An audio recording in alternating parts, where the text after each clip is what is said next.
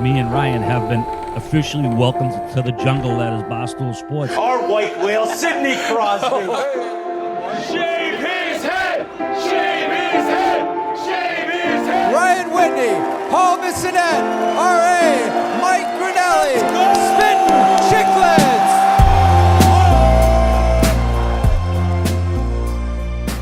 What is up, folks? Welcome back. Episode 539 of Spittin Chiclets. The boys are back. Quick little break for us this week, right? We recorded a little later after the Winter Classic. Now we're back at you. I went skiing this weekend. My favorite part about skiing is actually every time, and no joke here, fellas, people say, wet. I do wear a giant USA jacket. We'll get into that, World Juniors. Shout out Team USA. So maybe they noticed this enormous, giant, out-of-shape man with a USA jacket on. They say, hey, that's Whit. And also, I think I have a Spittin Chiclets logo on my helmet. That could do it. Also, but Pink Whitney is shown to me. They rip it out and they go, hey, Whit, and they just show the Pink Whit. And that's why we're here, guys. Pink Whitney. They don't have the 1.75 liter bottle, the big old daddy, because, right, you can't ski with that thing. It's too big. It's too fun. It's too heavy. But they show me the nips. So whether you like the big bottle, whether you like the nips, head on down to your local bar, order a shot of Pink Whitney, or go on down to the liquor store, grab a birdie bucket. Boys, what is going on? Wait, do you put them in your jacket and do you hand them out? No, I did that one year and then I started drinking them too often. So I was like, I can't do that anymore. But 3 Americans versus 1 dumb Canadian, and we're the champs, and you lost. But first, Keith, how you doing? What's going on, buddy?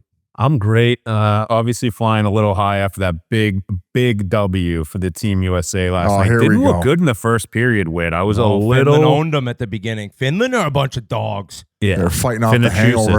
As Barkov says it, a bunch of Finnish guys that play like Massachusetts guys. But yeah, it was tough first period. I was a little worried. And then, you know what? The boys just came on a humming. And the big boys showed up when they needed to.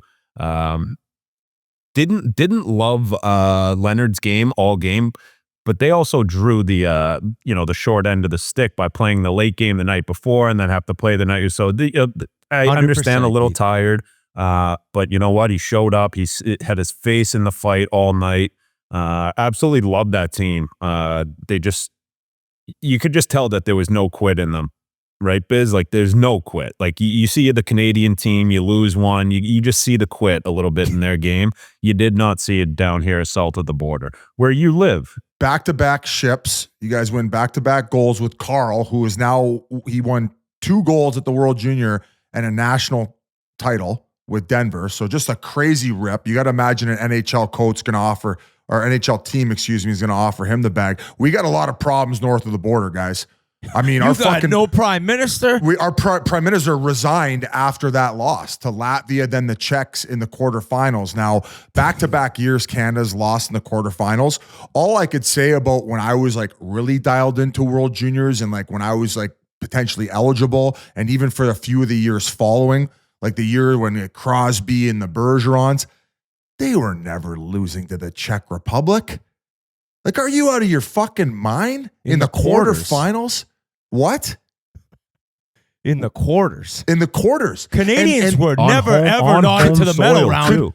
Could you ever have imagined back when we were playing Crosby's team losing to Latvia on home ice?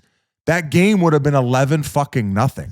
So I've heard as many issues as to people being very upset about the accountability of Cameron and the staff about the team they assembled. I know this might come off as like contradictory. We were talking last week about like maybe trying to skill it up too much, but this kind of came down to the lack of discipline and the fact that they left a lot of skilled players off of the roster. Now, I don't know how much people want to nitpick that. Then you see Don Cherry chiming in on Twitter saying, hey, don't go too hard on the boys. But he thinks that they should be having a coach in place the whole year, like the full year round for World Junior, which I don't disagree with that take. That way they could focus on that and just that. But hey, man, tip your cap to the United States of America. BX has said it best on Hockey Night in Canada. Every other nation's catching up. Like whether it's Latvia, whether it's Czech, whether it's anyone, they're having all these former players go back to where they're from, especially a lot of them settling in the United States of America. And all these youth programs are just getting better and better and better. And given the amount of maybe politics, or at least a little bit of it. Some people, if you live in the GTA, might say there's a lot of it. I think it's taken a lot of the wind out of Canada's sails as far as developing players. Now people will say Macklin Celebrini could have been there. Connor Bedard could have been there as far as eligibility. So the top end talent, not so much. But from a wider base, I really think that Canada needs to look themselves in the mirror and think of new approaches about how they need to approach the development of our sport. But the focus should be on the Americans, back-to-back champs. Boys, congratulations. And you did it on Canadian soil. How does it feel? It felt amazing. It felt like there's a bunch of things that you just said that I want to go into. The politics part of it kind of seems that it's gone completely like out of control in Canada. It's always been a part of US. Like Keith, there was politics involved in you never making any of those teams. And it used to be you'd play major junior and there was like almost no chance of playing for Team USA. I'm sure there's still a little of that going on. There's actually a sick kid in the OHL. I wish I had his name right now. I'll look it up. That people say it's political. He's not on any of these teams. But Canada now, I said last episode, you have these incredibly skill high drafted players, and you're not even giving these guys invites to the camps. It's just bizarre. Like, and in the point of Celebrini being able to play, he's eligible. Like that's true. That's no doubt. Bedard could be there, but that's always been the case for Canada. They've always, every single year, had like stud kids in the NHL at 18, 19 that you're like, this kid could have been playing World Juniors, and they dominated still. So yeah, BX's point was dead on. The United States, it was really a matter of time. We have, 10 times more people than you do? And as hockey grows and you see these kids coming from all these different markets, where when Keith and I were growing up, I've said this, Massachusetts, Michigan, Minnesota, New York. I mean, that was kind of where you picked so much of the talent from. So it was a matter of time with the U.S., but what they've done and their model is so impressive. Also, age groups change. This age group for the United States is a joke.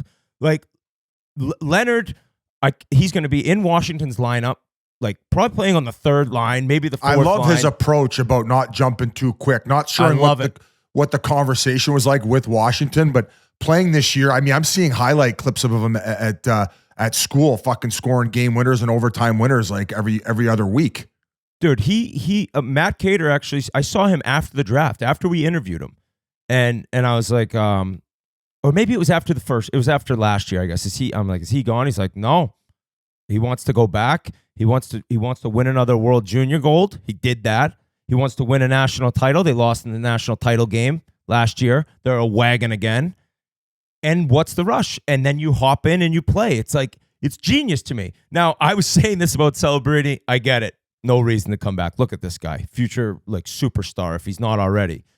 But Leonard made a mature decision. And this age group, like this Zeev Buyem, I think we ranted and raved for 10 minutes about him after the national title game with Denver, BC.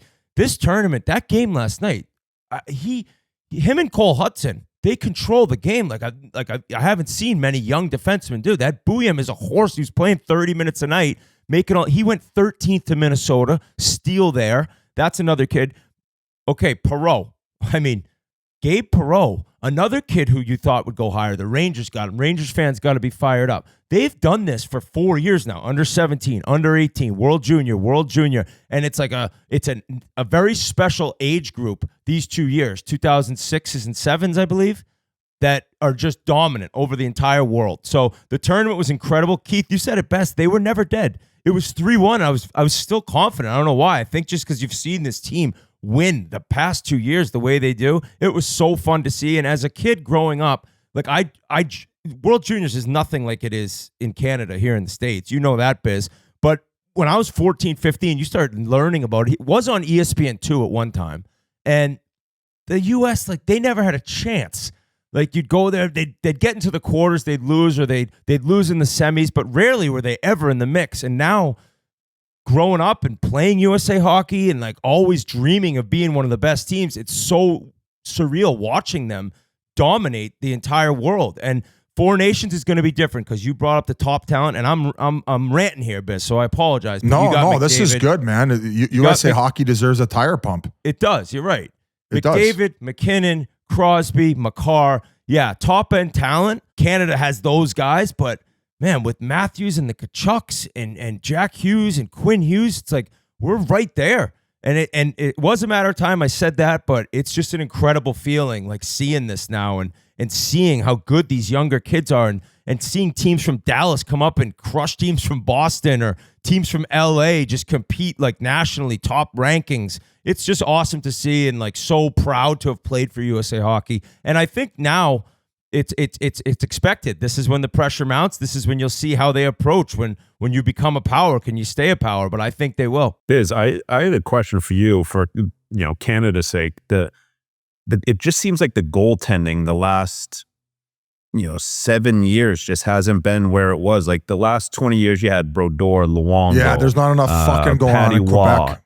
What's Not that? enough fucking in Quebec where all the good goalies come from. I don't know. The fucking's down, so they're not birthing as many kids there, and I don't know. That's where all the good goalies. That's are why coming from. Trudeau left. Yeah. No The shit. goaltending situation and the lack of fucking in Quebec. He said that. I saw I it. heard it on CNN. They can't balance the books. They can't balance their pads. Like, what the fuck is going on here? But I agree with you. There was that reign of like French Canadian goaltenders, like the World Juniors, they'd be shining, and all of a sudden it's kind of went a little bit like, oh, like who's going to be our guy? And Since Flower, they haven't had a guy. I don't know. I don't know what the answer is, but Price. we do know that, like as Bieksa did say, a lot of these guys who have now gotten all the NHL training and spent many, many years playing over here have gone back over to their home nations, and now those kids are having the opportunity. Like, I mean, like this might be a small example, but Henrik Lundqvist goes back to Sweden every summer and like decks the goalies out with gear and does like a week or two camp with them. Well, that's going to probably, spark interest over there, and you're getting some of the best training with one of the best to ever do it. I think that stuff matters, and you're seeing it on a more, micro and macro level. So I don't have the answers as to why it's not working in Canada. I do think that it'll always go back to the fact that probably over the last 20 years, a lot of people have really been priced out in Canada. So you might have a kid who's an unbelievable athlete, but the parents look at the price tag and they're like, I can't afford to put my kid in hockey. And then like, if I could afford it, I'd be working 80 hours a week and I wouldn't have time to drive them there. So it's kind of gotten a little wacky. And here's another thing, like this might be getting into the weeds too much. Like, you saw even during like COVID and stuff, or even after a little bit, like they're shutting down ball hockey games and pond hockey games where it's like, what the fuck are we doing here? Like, this is you're talking about this being our national sport. Well, people would argue it's lacrosse, but I think we can all agree based on the amount of people that are viewing Hockey Night in Canada that hockey is the national sport. The fact that like, you should be able to play it on the QNEW there in Toronto for fuck's sakes if you wanted to. But you think of Canada, you think of like ball hockey, outdoor ODRs, pond hockey. Buddy, how many guys have we had on our podcast where that's where their career started? They're like, oh, I think it was Sean Pronger, and who told the story about him and Chris. Like they would play with their neighbors, and that's how they really got into it. Not saying they didn't play ice hockey, but it means it was on their mind more, and they were developing their skills. Talk to a lot of hockey players. They learned a lot about what they brought onto the ice from playing ball hockey in the street. You might think I'm fucking crazy. You might not understand situational awareness. Whit, why are you smirking? Do you not agree? I agree. I think you're making unreal points. Oh, I'm smirking because you're first time just for crushing everything. it. Hey, You're first time crushing for everything. And if go ahead. I was just going to quickly mea culpa to go back. I thought the kneeing call that put the checks on the power play in the last couple minutes was bullshit. Like I thought that was a brutal call. I think that the officiating at these tournaments sometimes is the worst. Like you're talking about getting Axl Rose in your kids game. They basically are doing the World Juniors too. Gold medal game was sick though. They let him called play. one penalty on the US. It was Perfect. great. It They ain't let like him go. that the rest of the tournament though. No. It's a the shit rest show. of the and those guys I heard in the broadcast are trying out, or they're being judged and graded for the Olympics next year. I'm like, these fucking guys are going to be doing best on best in Italy. I'm like, imagine the Nate Dogg just snapping on one of these guys after a horrible call. Also, that Sakura for Czech. I mean, like you thought he was dead, and then he was out there on the power play. That's still my favorite thing about World Juniors. It's like soccer, like diving, and they do the replays over the replays where like I don't have that much skin in the game, so I kind of think it's silly and it's funny to see. But but Biz, well, at least none of them had a cell phone in their pants when they were skating around for the Canadians. Well, let me say one thing, and I just want to know I got if a you guys couple more agree things with on this. I also fear in like the last like 20 years, maybe a little more, parents have gotten a little bit more selfish with their own time. Like our parents went to work 9 to 5 or whatever it was, and then it was all about the kids. Nowadays, I see it even too with people. Like people want to spend more time for themselves, whether it's, go hanging out, going on a vacation, going out for dinners, as opposed to chasing your kid around the rink for 180 days a year. So I don't know if that has something to do with it too. Buddy, my dad used to drive us to Grey Bruce, like school night, 3.5 hours, go play, drive back, like goes to bed at like 1:30, 2 in the morning, up at 5:30, 6 o'clock to go work at the steel mill. Back in the mill. Camille Bissonnette, I love you, buddy. He's the reason that I'm at where I'm at. These fucking parents. We used to have the 5 or 6 a.m. slot at the Welland, Maine, and we used to go. Mr. Tardif, he would drive the drop off all the Joe Louis treats, so he was up early anyway. So he would take us like an hour early, so we'd have an hour free ice, and then my mom would come sometimes, and she'd read a book and sit in the stands, and then ended up driving us home. So just like the sacrifice, and like you said, with the private time of parents, and maybe not being that invested, it's wild that my parents did that. I remember all my parents did, like you guys just said, was drive my brothers and I, or me and my brothers, everywhere. That was all my mom and my dad. And my dad would drive like an hour and a half to work, and then an hour and a half to whatever rink I was at. He'd drive me home. And Keith, I agree. And I'll say this, getting into it, you're like, wow, I am driving a lot. I'm going to the rinks a lot, or going to baseball, whatever you're doing.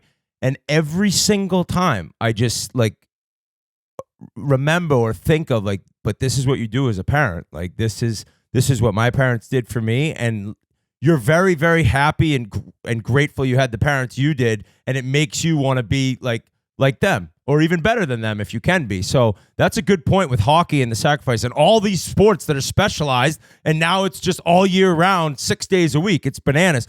You brought up the early skate biz that you had. I actually would love it if the kids I coach, they're probably a little too young, but maybe a little bit older, practice before school. I wonder what parents would think about that. It's 6:30, right? Because you got to be done by 7:30 if you're getting to school. Depending on where you live, I think kids, when they do stuff in the morning, like skate before school, I'll do that with Ryder sometimes, they're like more awake. They're like ready to go. They're like, when they get to school, they're crushing it. What's up, G? We would practice before school in high school for a few We years. did too. Did you not public feel school. better at school? It was awesome. Everyone loved it. And then you have the afternoon to boys do it. before practice. It's great. Reminds me of my 6 a.m. workouts I got going Best now. line I ever heard. We used to have 5:30 a.m. practice when I was at Milton High, and That's we were early. on the ice, whatever. It's like, but we had to be up at 5. They would say the practice was at 6 o'clock, 7. Halfway through practice, Bubba Muse, good Milton boy, comes up to me and goes, I just got my morning wood. We had been up for like 3 hours. Little delay. I want to bring that to youth hockey. Can I finish up a couple quick things on the World Juniors, and then I have a bunch of questions for you guys I that are a just little off topic. considering we were talking about like parent sacrifice, and we kind of got into the weeds on the Hockey Canada and what's going on, and parents maybe not being that much invested. We got to bring up this story, guys. It's been going around. It was I think in 2019 is when they dropped the piece originally, and now it's resurfaced.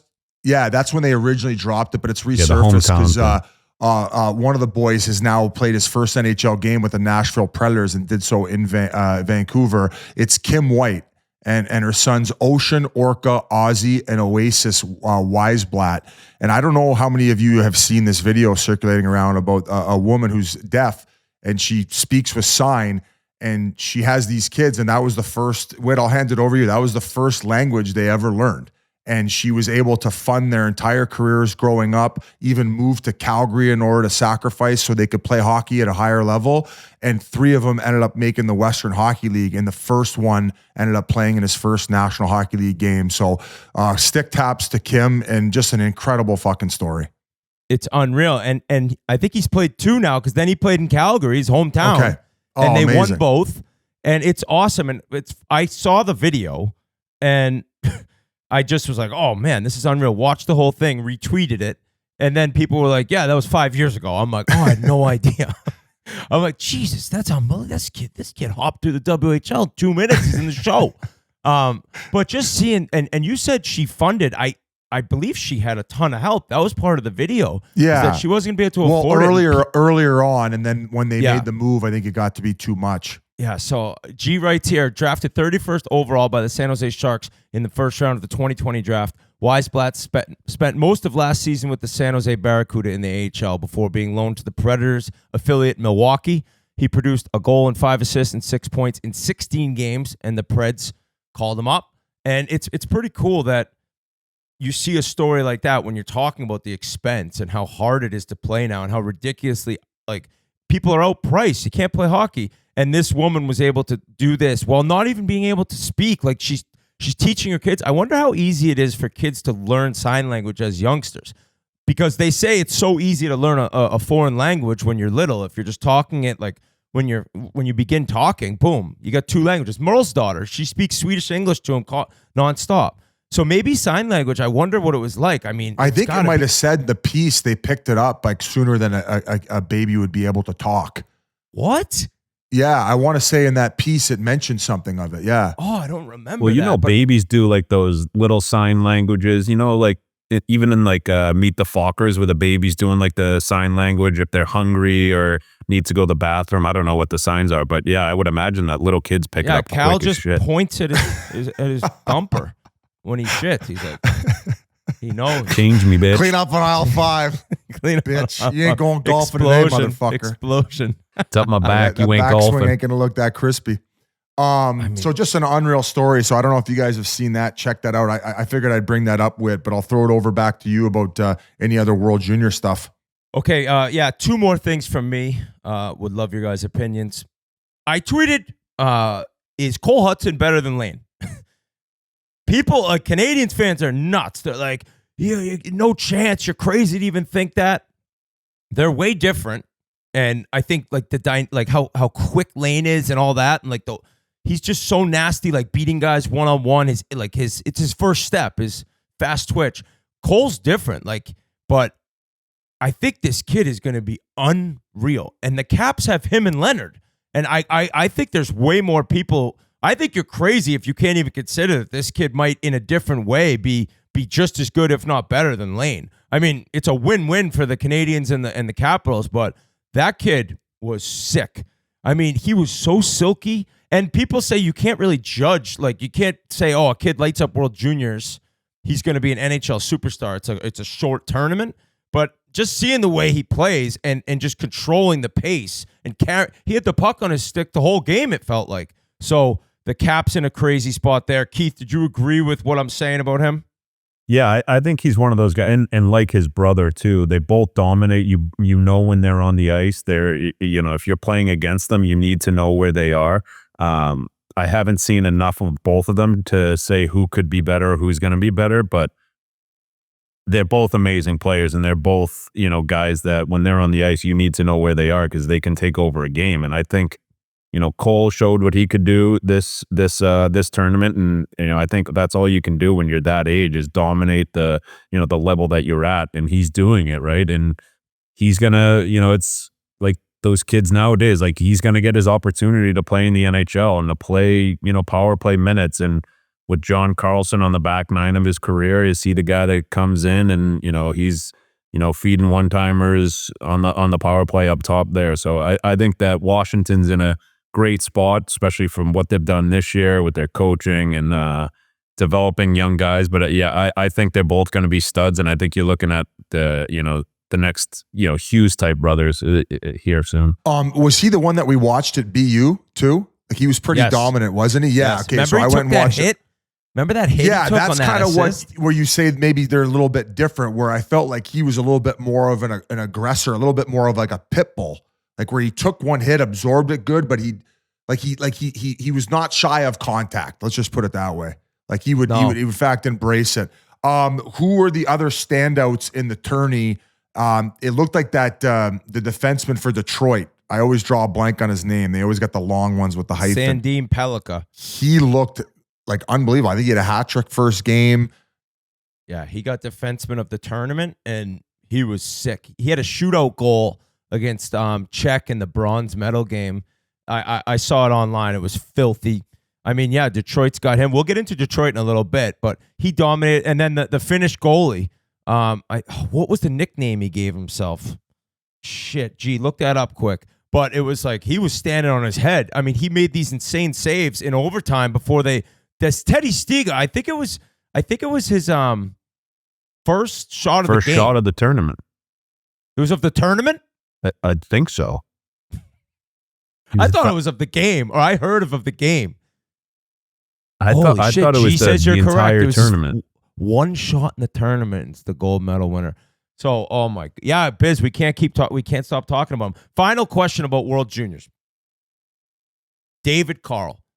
He's got NCAA title, year off, and World Junior title, NCAA title, World Junior title. Like, Buchagras tweeted out, a team should offer him 5 years times $4 million. Right? That's a nice offer. That's what nice a confident NHL coach is making now. Merle said it should be 8 times 5 for him to even consider. There's like an argument. Do you stay in college and you know that you could coach there 30 years? I mean, how many national titles could he win? This guy's an incredible coach. Or do you risk it or not really risk it? Do you get What do you paid? think he's making at Denver? I don't know. Somebody said like 400? 600 to 800. It's a pretty sick living if you do it. No, it's great, but it's also not like getting a bag. It's not 20 million. If I was the Buffalo Sabres, I would offer him 5 times 5. And it's hard to say no to $25 million. You You go back to college. A complete culture revamp. I would say that if I'm the Buffalo Sabres, I don't think that they're going to spend that type of money. But that to me is who needs it more than anyone, I think, right now. Anaheim. There's a part though that also would make me think he'd want to be in the NHL at some point, because Keith and I were texting about this. He was an unreal player, a big prospect. And then he got to college, and we talked about his story before, and he had like a heart defect and he had to retire. And so to dream of, and his brother Matt was sick. He was filthy. I played World Juniors with him actually. Hobie Baker winner, stud. Defenseman? Who played for Tampa? Oh, wow. Yeah, and San Jose. David Carl, like, he had dreams of the NHL, and then to have this tragedy in your hockey life happen, to then get there as a coach, I would think that would be on his mind. G makes a good point here, though, in the chat. Like, the way college sports is trending, I mean, how much he could end up making. He's going to have his own Nike deal. They make a coaching suit instead of the Jordan shoe. There's the Jordan shoe. There's the David Carl coaching outfit you can buy. I think that he ends up going at some point, though, in my opinion. Just to jump in quick, too, Carl makes $721,000 per year. It's public? Yeah. Oh, no shit. Remember the Pete Carroll shoes? Like the new, was it New Balance? The Will Comptons? We got to get the Carls going. I think for him, it's like, I think you made a great point, Whit. Like he never made it, because I was thinking Monty did play in the NHL though, in stuck around, but he's been gone from Denver for I think 7 years, and he's lived in 4 cities since then. So like being an NHL coach is no joke. Like you're gonna get fired. It's only a matter of time. It's not the Pittsburgh Steelers where they've had 3 coaches their entire existence. So I think for him, like if he has a young family and loves it there, staying put wouldn't be the worst idea. I think for me, like you look at a guy like Jerry York, Jack Parker, those guys coached BC and BU for like 30 plus years, right, Whit? Yeah. So it's like you can make your money. It's just going to take a little longer, but I don't know. Like unless he really has like that dream of, one day being in the NHL, because he couldn't make it as a player, which I'm sure he would have, to coach in the NHL. I just see like being a college coach, like what he's doing right now, especially nowadays, like the way you can recruit, get guys from Canada, everyone on the planet's going to want to play for him if you go through college. So I don't know. If I was his wife, I'd be like, yeah, we're staying here, dude. I know that's a lifestyle, happiness type thing. Agreed. The Agreed on the only point. thing I would say is, and I don't even know if they've announced who the coach for the Olympic team is, but I think it should be him. I think they've already. It's Mike Sullivan for the Four Nations and the Olympics. Oh, he's doing both. All right, never mind. Wow, I like that call. Hey, the travel too in college. I mean, Hockey East, you're just bussing everywhere on the weekends. It's so easy. The summers, as the head coach, man, it is a different lifestyle. There's a lot more to consider than you'd think about just going to the NHL. But Biz is right. A team who has young guns, that wants a winner, a guy who's won at big levels twice now on both sides. You're throwing the bag at him. And normally a guy like that, you're getting like 2 or 3 years and you're getting maybe like $1.5 million, $2 million, right? Where if you're telling me though 5 times 5, he would have to leave. That's going to be a cool storyline to watch because now people are going to come calling. I mean, who knows? Maybe Denver could win it again. I think they're loaded. They got Booyam. How many teams realistically in the NHL do you think that he would leave what he's got going now in Denver? How many teams in the NHL do you think that he would leave to go and coach for? The 5 times 5s. I don't know, but man, Buffalo. No, you don't think he would go to Buffalo? No.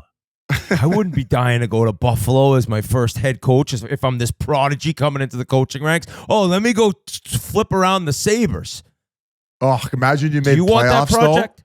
Though. Imagine you finished the drought.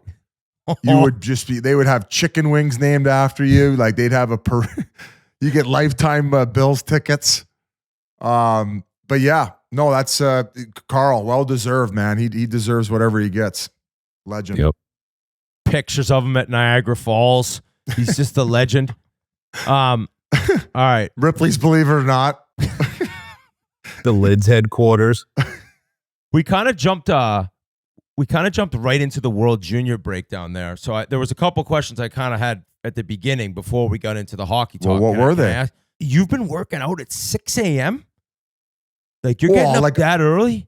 Well, so I just kind of started on that regimen. I was doing a little bit before the road got crazy. Skating kids. But over Christmas break and then like 3 times a week I'm going to try when I'm home. But going back to those like the morning skates, you feel like so much better after you're done. It's just as long as you can get to bed at like I think lights out 10:30 last night. I can get up at 5:20 alarm and then I'm there by like 5:50, 10-minute bike and let's go. 6 a.m. start. With a trainer? With a trainer. I've been going back with that Sugar Sean O'Malley's guy. He helps with more of like the breathing component, not overloading, not going too hard. I get so sore if I just jump back into weights where, you know me, L5S1, it'll start barking. So I like the workouts there. Have you seen the when he does the breathing, Keith? He did it recently walking down the street. He does these really hard breaths and they help you out, Biz, though, right? Yeah, because I don't get enough oxygen through my one nostril. So fuck you. Why are you chirping me? No, because you did it at Barstool Survivor too. Yeah, I was doing like it's like a variation of like Wim Hof. Like I'm not doing the full 15 minutes, but if you want to get a little bit more oxygen to your brain, is that all you wanted me to say, Whit? Oxygen to your brain? Barstool Survivor is back, by the way. Is it tonight? The pink party's tonight. Yes. Let's hurry this up. Oh my God. Do you ever do Wim Hof, like the full 15-minute video? I had seen it on Instagram and then actually saw you do it. I've never tried it. Yeah, but you said apparently I would give it a go. Maybe before a big putt or something like that. Like if you're walking up to the green, like would it really calm your nervous system in a way? You'd still leave it short.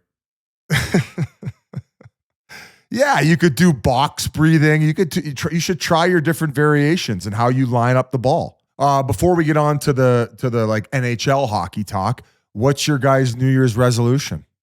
I mean, considering you guys were already chirping me for my box breathing and my oxygen to the brain, one of my big ones is to dial in the health component. Yeah, I'm hitting the big 4-0 this year in March. Got to dial in the personal health. I need to be more like you when it comes to that. I need to start working out. I need to work out at 6 a.m. That's why, like, I'm amazed you could do it. I don't know why I can't get up. I remember when I retired, I'm like, I'm done setting alarms unless it's for golf. And I've just really stuck to that. But you're better off getting up. When I think the trainer helps because you don't want to feel like you're letting someone down. You book the times, and you're not gonna. What are you gonna?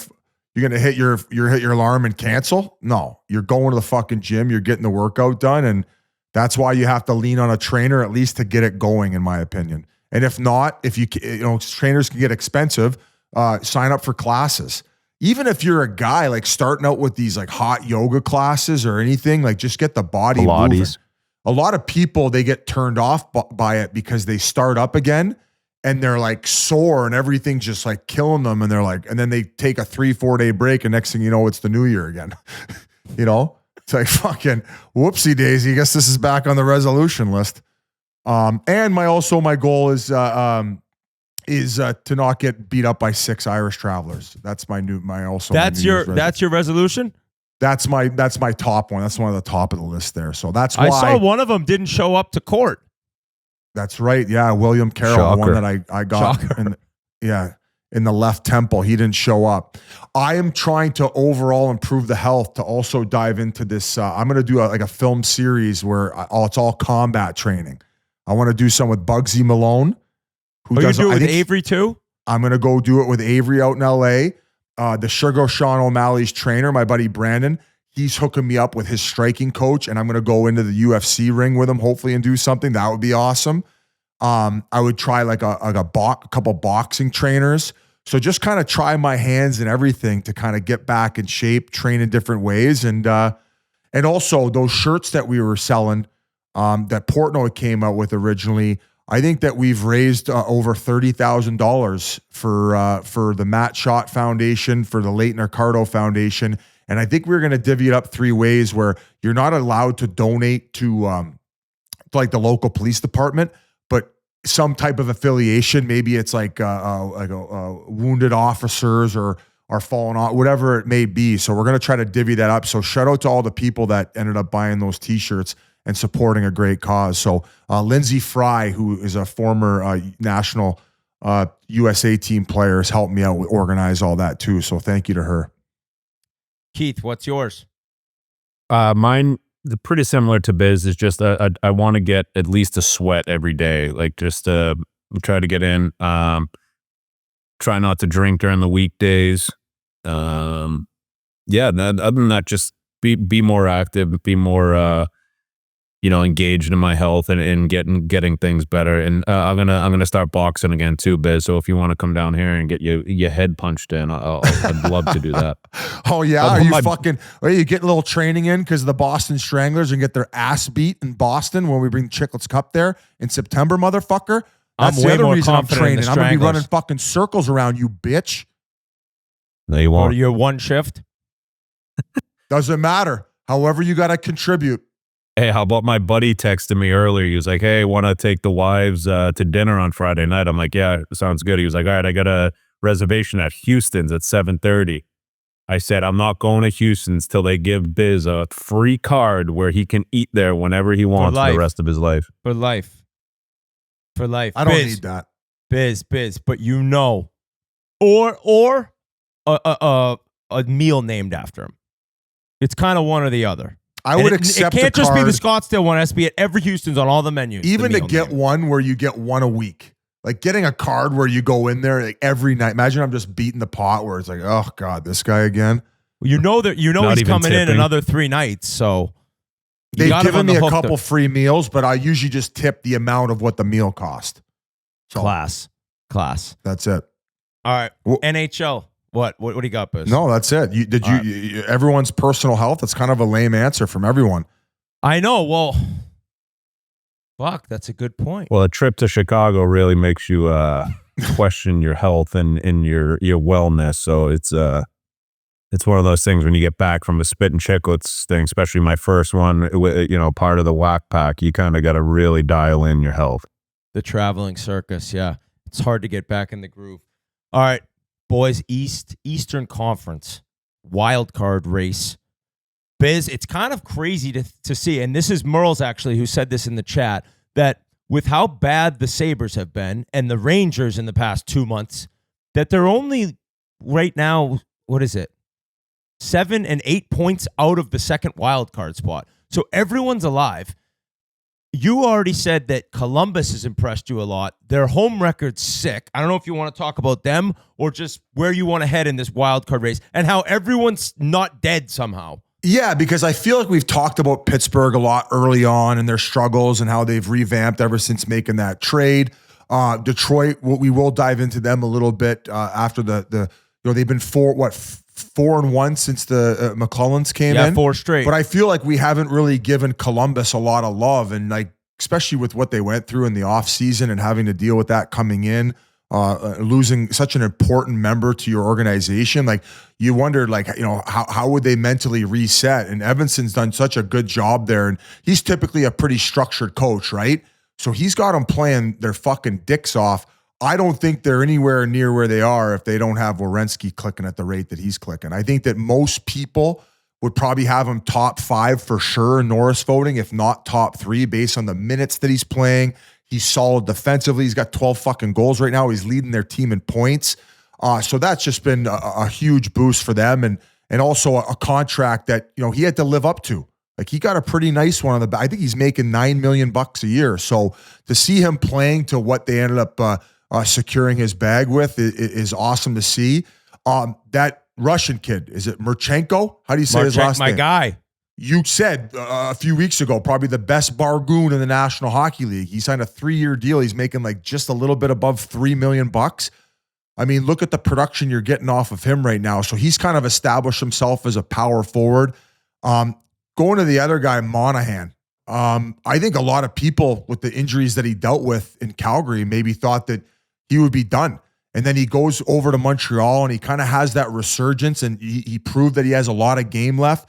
Then he signs in the offseason to go meet his buddy Johnny Gaudreau and play with him. And I think that he's been everything as advertised, man. He's a point per game player, and I just think their fucking team's humming right now based on what maybe expectations were coming into the league or into the season. So I just thought I'd give them a little bit of a stroke off and the turnaround that they've had so far this year. Yeah, Monahan, I didn't think a point per game player. It's awesome to see. And I think that the crowd there, I think we chatted about them last year at the end of the year. These guys, the Blue Jackets fans keep showing up. Mr. Ice also went to town for an over. I don't know if you saw that against St. Louis. The game finally hit. He won. The Columbus Blue Jackets actually sent him a DM. Anything that we could help you with, let us know. He's like 7 goals, please. So Mr. Ice is a sicko. But the Metro, I just think Columbus is set up for like a long time.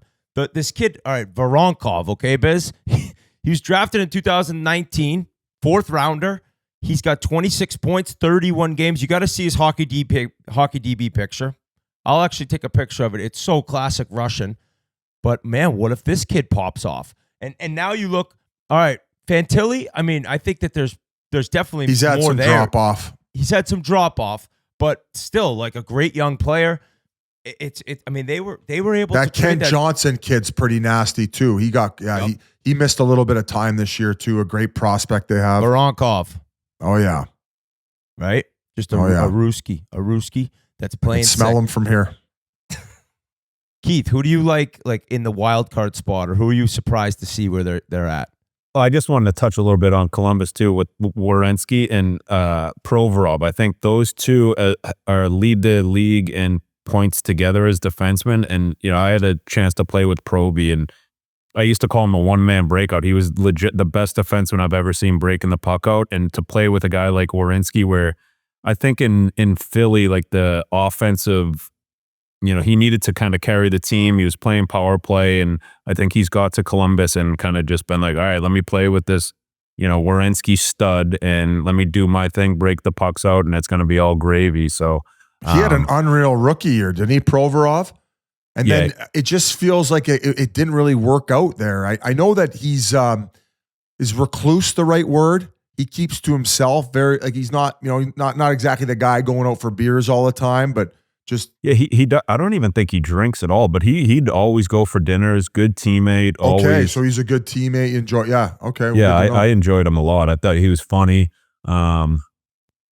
His dog's hilarious on Instagram too, or TikTok. His dog's great. But he was a great teammate. What's the name? Also, Dean Everson is he part of that like whole coaching tree, like the guys that played in Hartford with like Dave Tippett and Quenneville and Ulfie.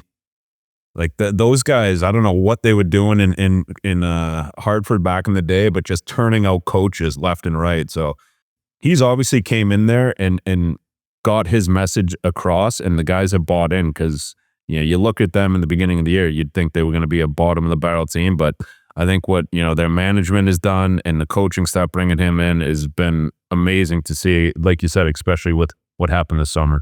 And going back to what you said, Whit, like I think the fans are just like looking for a team to be proud of, and I think that that's what they found. And I think that that type of energy and what they provide night in and night out, I think that that could elevate them to potentially snagging a wild card. Like they can go on a little bit of a rip here. Who's the scrapper, Olivier? Like he's got 10 goals this year, so they got a lot of bright stories on that team, and just a team that I felt deserved a little bit of love, maybe over some of the ones we've already been talking about all season long. Yeah, I think everyone would love seeing them getting in just because of everything that happened. Yeah, no doubt. I would love that story. Detroit Biz, they got a little bit of a pick me up here.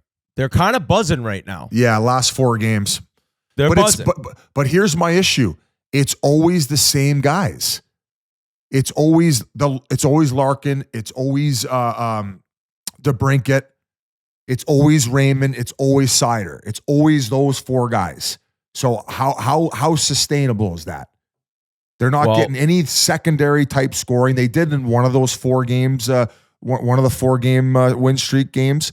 They had a little bit of help from the secondary scoring, but it's so top heavy on that roster. They need help. They got a little bit of help. This Jonathan Berggren. Okay, so few years ago, 15 goals. Last year was in the AHL. Swedish kid, had a sick year, came in really struggling, and then he had a meeting with McLellan.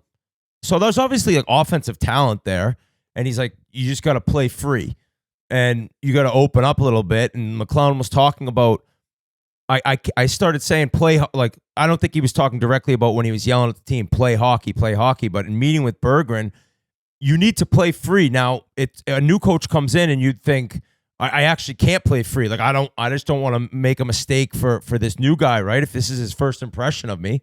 But he's like, you have to be able to play more free and make plays. He had game-winning assists, then he had the game-winning goal. I mean, I think he had 4 points in the last 4 games. So if that's a guy that they could get going, that would be huge. But I agree with you. It is like the main guys have to do it, but the main guys have lit it up. Seider has 6 points in the last 5 games. Raymond, 8 points. Larkin, 7. Kane, 7. DeBrincat, 7. So this I forgot is to mention Kane, but it's been top heavy all season long. And you got to imagine at a certain point, it's just like, oh God, like it just exhausts these guys where you're not getting any nights off. Where sometimes it's nice to get 4 goals from the bottom 2 lines in a 5-2 win and not have to fucking light the lamp every night. Yeah, well, tonight, Tuesday night, they're playing Ottawa in Detroit. That's a big matchup, right? 4-point game. 4-point game, division game. So they remember 2 years ago was when Ottawa spanked them 2 years in a row, and then Yzerman's like, I'm not making any trades at the deadline. We're not ready. So they've had a little bit of a rivalry, I guess. They're in the triangle I'm curious together. to know how personal those guys in the locker room took the comments from Stevie Y in the press conference. Not to say he was personal by any means, but basically saying like, yeah, like it's evident we'd want to be a little bit more farther through this rebuild than where we are right now. So maybe they took upon themselves as well the coaching change to say, hey, let's fucking look in the mirror here and enough with these 45-minute twirl around skates. Let's fucking dig in and compete and maybe break this playoff drought. Another team looking to break a drought and come out of the first rebuild they've had maybe in 100 years, according to our next guest, Eric Engels, is the Montreal Canadiens. They're on fire. We interviewed him, an hour ago? I think we throw it to him right now to hear about the Habs and kind of what's going on in Montreal right now. Before we continue, I want to talk to you about TGL. Presented by SoFi, this is not traditional golf. It's 3-on-3 match play in this incredible, what looks like arena, where these guys are hitting off real fairways, real tee boxes, sand. They're going to the greens. They're putting on real greens. And then obviously on the, you're hitting into the screen, We got 6 teams competing. There's a Boston team, Boston Common Golf. Rory's on that squad. They'll be going head-to-head fighting to make the playoffs with a single team being crowned champions. Guys playing: Rory, Tiger, Max Homa, Justin Thomas, Ricky Fowler, Colin Morikawa, Xander Schauffele, and many more. The 2-hour matches will run during primetime on ESPN. There's other sporting elements like timeouts, refs, overtime, and mic'd up players. That'll be interesting to see. I'm excited to see this. I mean, it's something different. Everyone's talking about new ways to enjoy golf, and this looks like a pretty cool thing to watch the best players in the world play in this arena, I guess you could say, and just to see how it all goes out. If they're mic'd up and they're like being honest, it could be unreal. So it's custom built tech infused arena specifically for TGL, and fans will get closer to the action with greenside seating for every hole. So there'll be fans in attendance. So TGL, check it out, starting January 7th. Learn more at tglgolf.com. We are now joined by a good friend of the show, Montreal Canadiens reporter for Sportsnet, Eric Engels. Welcome back to Spittin Chiclets, buddy. How you doing? This guy loves the Habs. Loves the Habs. Loves Le Habitants. He can't say it, but we can say it for him. Totally I respect objective. I Eric, can you say know I what? grew up a Montreal Canadiens fan and got to work in this market, but it's been 17 years being a reporter, and I always say the same thing. Whether they lose 7 games in a row or win 7 games in a row, something's got to change because the story becomes repetitive, and I'm cheering for the best story possible. And like your buddy Jeff Merrick always says, we don't cheer for teams, but we do cheer for players, and I have a soft spot for the ones who are kind of facing long odds or getting hammered in the market, and they come out and prove people wrong, and those are the stories I love. I love that optimism coming in, Whit. Well, you know what? Why wouldn't he have it right now? Because the Canadians are buzzing. And I look at it like, wow, everything's coming together. Solid forward group, question marks on defense. And then other people will say, well, it's kind of like them just coming back to where they should be because the start was way worse than people thought. What's your opinion on this team right now? And what have you seen the last 10 games? I think that's actually a fair assessment of them coming back to where they should be, because I would have told you before the season started when they were out there sending the corporate message that they should be in the mix, quote unquote, which was quite general, pretty smart of them in terms of managing expectations, which can get sky high in a market like this. Like, this is where I would have pegged them to be. In fact, we have to make predictions on Sportsnet every year, which is an experience that I loathe because you always end up looking like an asshole. I figured I'm really going to look like an asshole this time around because I figured they would be in the mix and probably would not make the playoffs, which is basically right where they are right now. But instead, I just predicted that they would make the playoffs and Marty St. Louis would win the Jack Adams because I knew you were going to say that. Love that. So maybe I'll end up we right. got half a season left here. We got half a season. Come on. Plenty of time. I went on the one prediction that I did believe in that I was making prior to the season, which I did on 32 Thoughts, was that no matter what happens, I think the Canadians would finish ahead of the Ottawa Senators. And I still believe in that. So we'll see. Wow. We'll see where that ends up going. But look, this is a young team. They're 2.5 years through the first official rebuild in 100 years of the Montreal Canadiens. And what everybody wanted to see was progress. And I don't think you look at what they've done recently and say, okay, they're world beaters all of a sudden, but you do see progress, and it tends to happen faster in a winning environment. And I think that's the most encouraging thing for this group right now. That was the thing I was going to ask you about. We didn't even have them in that Viagra triangle, and the Ottawa Senators seem like the best team out of those 3. So you had them making playoffs or at least being ahead of Ottawa, I think that if you look back to that Winnipeg game a couple of weeks ago, it was pretty dreary. You started hearing rumbles about people maybe not, wondering if Martin St. Louis was the guy. Slavkovsky has obviously not had the start that you guys anticipated. Like, what do you think it was that has propelled them on this winning streak, and what exactly has changed that you've noticed from those back-to-back wins against the Detroit Red Wings and then that big one against the Buffalo Sabres? Yeah, I'll try and make it a short answer because honestly, it's not one thing. It's a lot of things, and that's kind of how the Canadians are built, right? Like, they don't have one line or one player to carry them to wins like the Toronto Maple Leafs, per se, are kind of built that even if they're not playing well, there's a couple players that they step up, they win the game for them.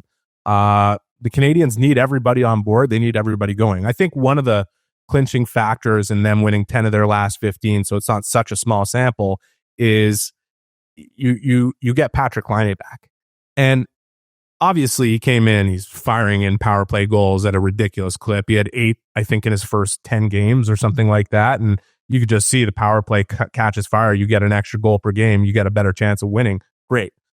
But my optimism going into the season that the Canadiens would be true to being in the mix, quote unquote, being close and hovering and playing meaningful games towards the end, and maybe they slip in, was based on the way they're built in terms of their bottom six and what Laine does coming in a late summer trade to slot everybody in the right chair and get the best out of that situation. And I think it's key that Laine is scoring those goals.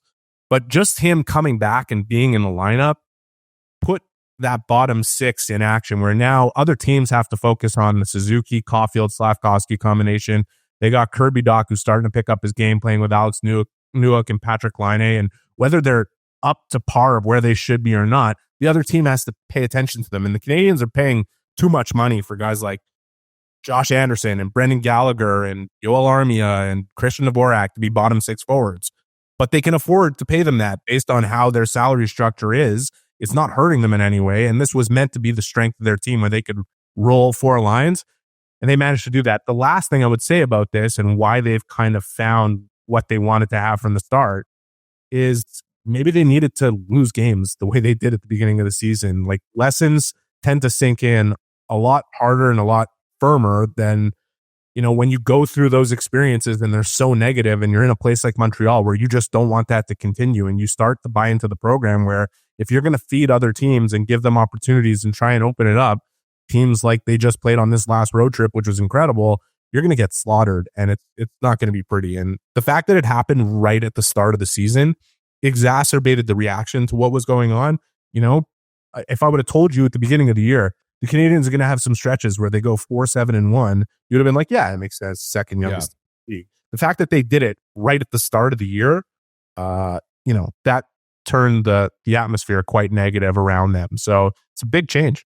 Alluding back to Laine just quickly, I think that's probably why a lot of people had higher expectations. It feels like when they made that move, all of a sudden the hype went up and people were like, oh, maybe there's a wild card opportunity, just to go back to what we were saying.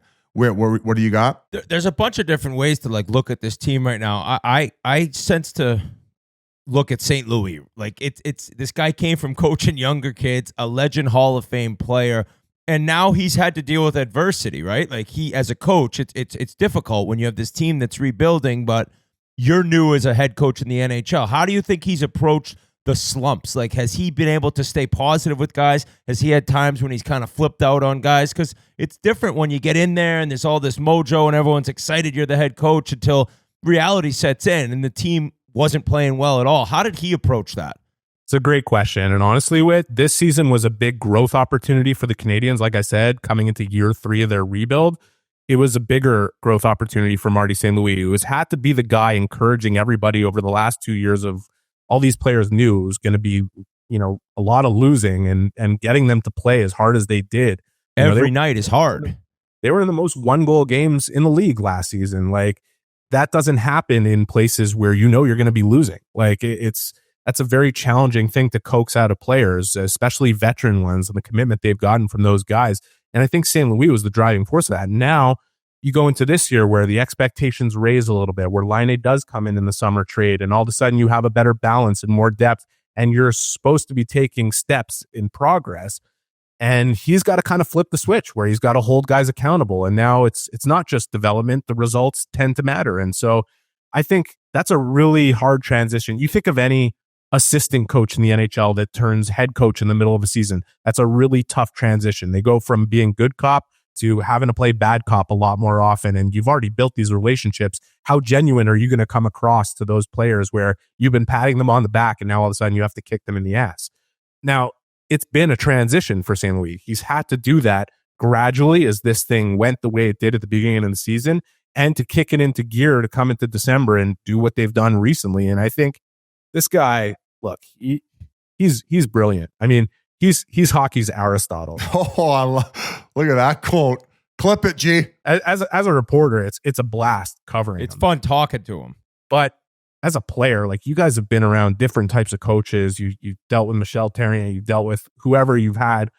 Like, to have a coach that has been in literally everybody's situation throughout his NHL career and built that status as a Hall of Famer, like, how's he not going to relate to virtually everybody in the room? And now that growth that he's going through, managing the bench and being harder on guys like last game, benching Slavkovsky towards the end of the game to secure a win. It's not easy stuff to do, but you got to do it if you're going to take that next step. And I just think my preseason prediction of the Canadiens will make the playoffs and Marty St. Louis will win the Jack Adams. I was joking, but I'll look like a genius if it comes true. But you look at Spencer Carberry, or you look at Travis Green, or you look at anybody else you want to put into that mix. If the Canadiens actually make the playoffs, which I think, towards the end of November, beginning of December, they were in last place in the league. And and look at the last 4 games, guys, that they won. They beat Florida, they beat Tampa, they beat Vegas and Colorado, and they didn't like goalie them. They outplayed them. They deserve to win all 4 of those games. And the game they lost against Chicago, they had 40 shots on net and got goalied.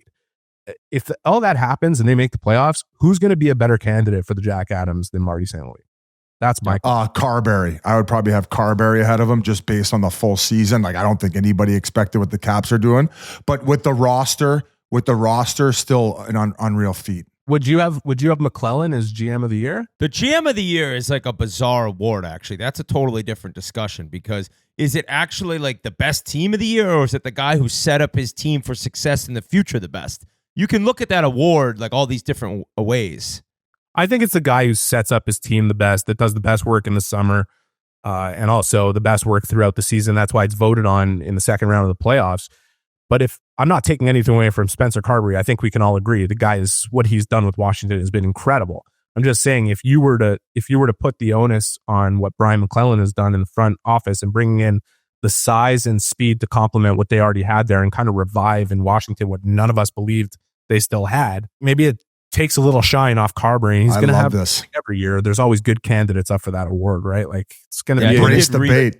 He revamped that entire team. So yeah, we already mentioned Slav. I want to get to this Jacob Dobish, because you mentioned that 4-game heater in which they won Florida, Tampa, and then went out west to beat Colorado and Vegas. But Slavkovsky, 4 goals. He heated up at the end of last season. I think it calmed down a lot of the noise. I don't have a strong opinion on him, but from other players and guys who have played that I trust, they seem to maybe think there's a lack of maybe hockey sense there. What's your view on not only the slow start, but also that, watching him as much as you do? And adding on to that, why is he still on the first power play if he has 4? I don't get it. And go ahead. Yeah, listen, I think if his play trends as it has over the last couple of games, you'll see that change. But ultimately, right now, the way things are going with the 4 lines rolling, I don't see a lot of incentive for Marty St. Louis to start flipping switches and turning things upside down. The Canadiens are not going to keep winning forever. They're going to lose games.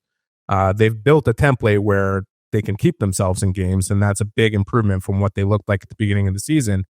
As far as Slavkovsky and how that's gone all the way through, like, I don't want to take anything away from the heat that he deserves for his play, which has been up and down. Okay. Like, he has big expectations as a number 1 overall pick, and he needs to fulfill them as quickly as possible. But I feel in general, not just him, like Lafreniere in New York, you can look at a bunch of guys who were picked 1, 2, 3 over the last number of years. They're coming to an NHL where it's almost expected you automatically have to graduate into the league to justify these picks, because the league necessitates having these players play at those ages from a salary cap perspective.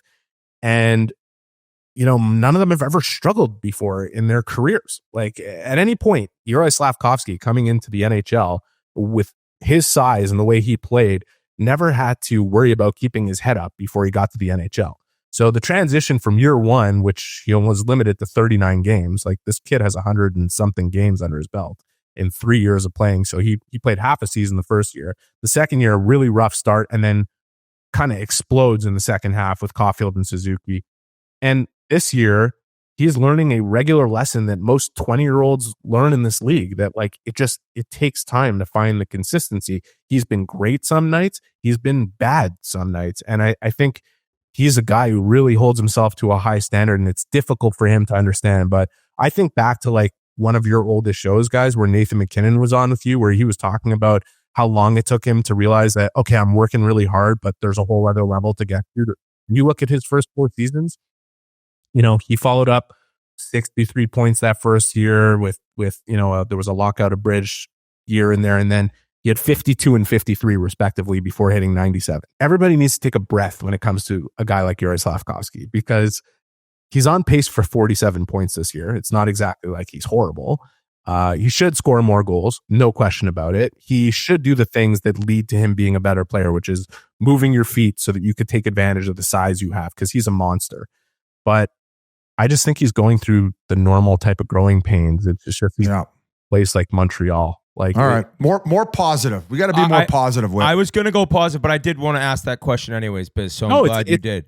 It's also a valid question. It's a valid question.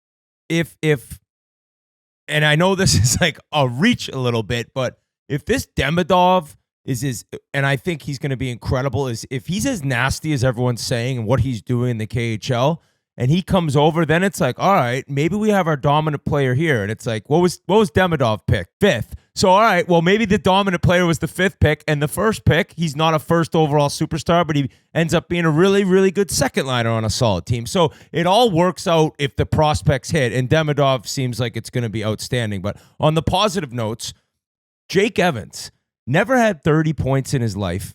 And you talked about rooting for the long shots. Late pick by, I don't know who drafted, maybe the Canadiens. Yeah, the Canadiens. Plays at Notre Dame 4 years. You never see that anymore. He's on pace for over 50 points. The 4th line's buzzing. And now you're like, is this guy going to get re-signed, or do you trade him? Because that's a dude who a playoff team, if the Canadiens fall out of it, it's like, this is a depth guy we need and want. Oh, no, they're going to give up Lehkonen again. For nothing.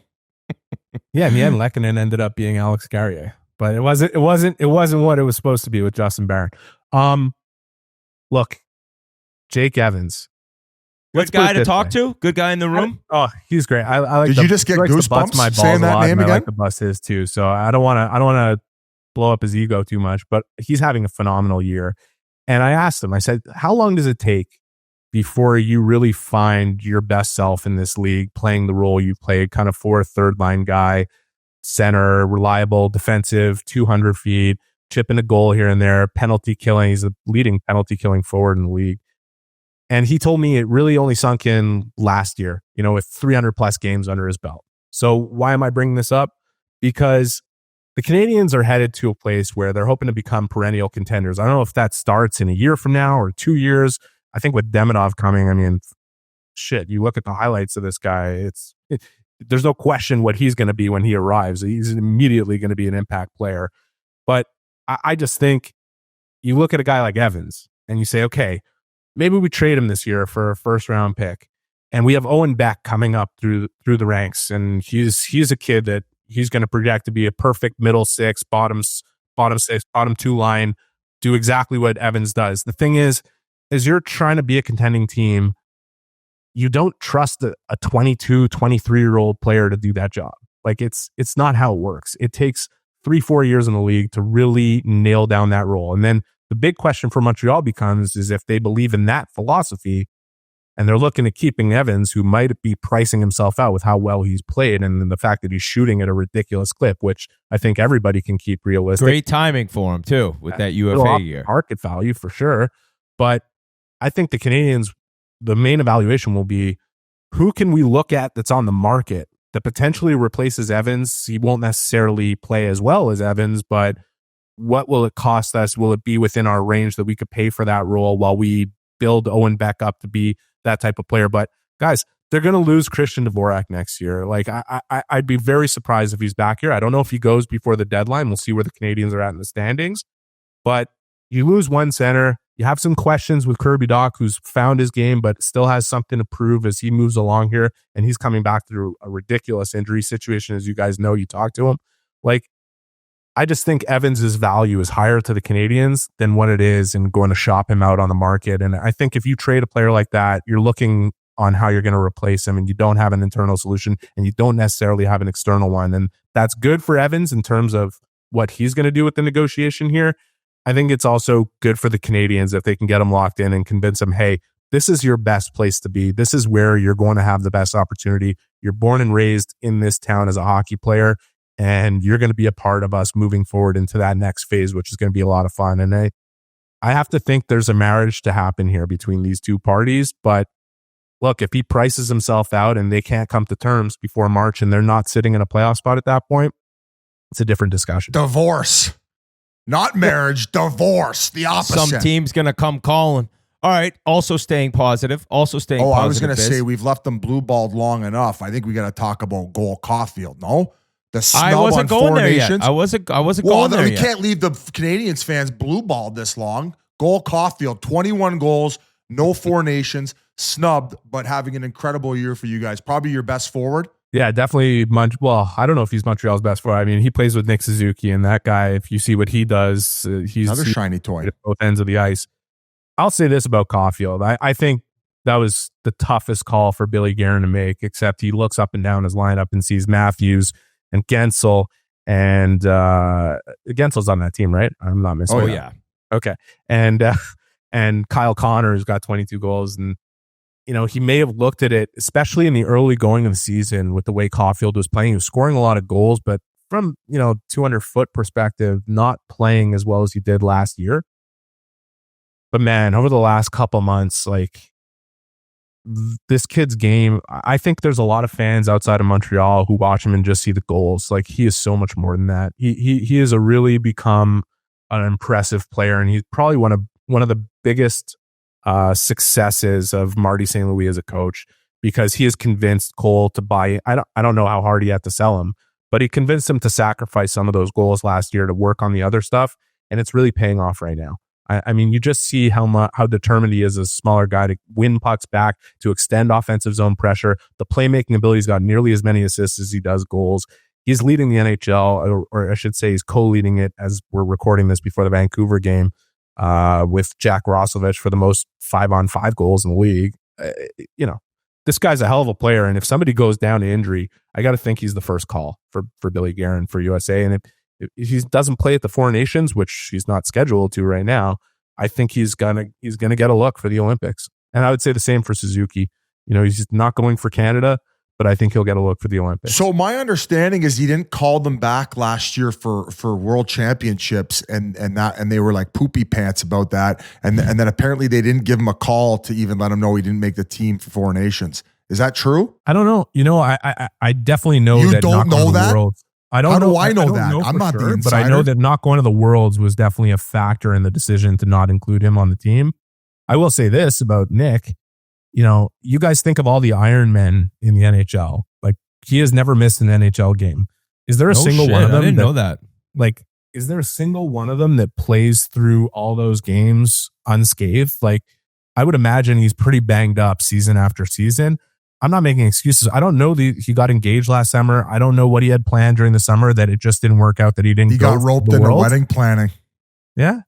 Did you get roped into that?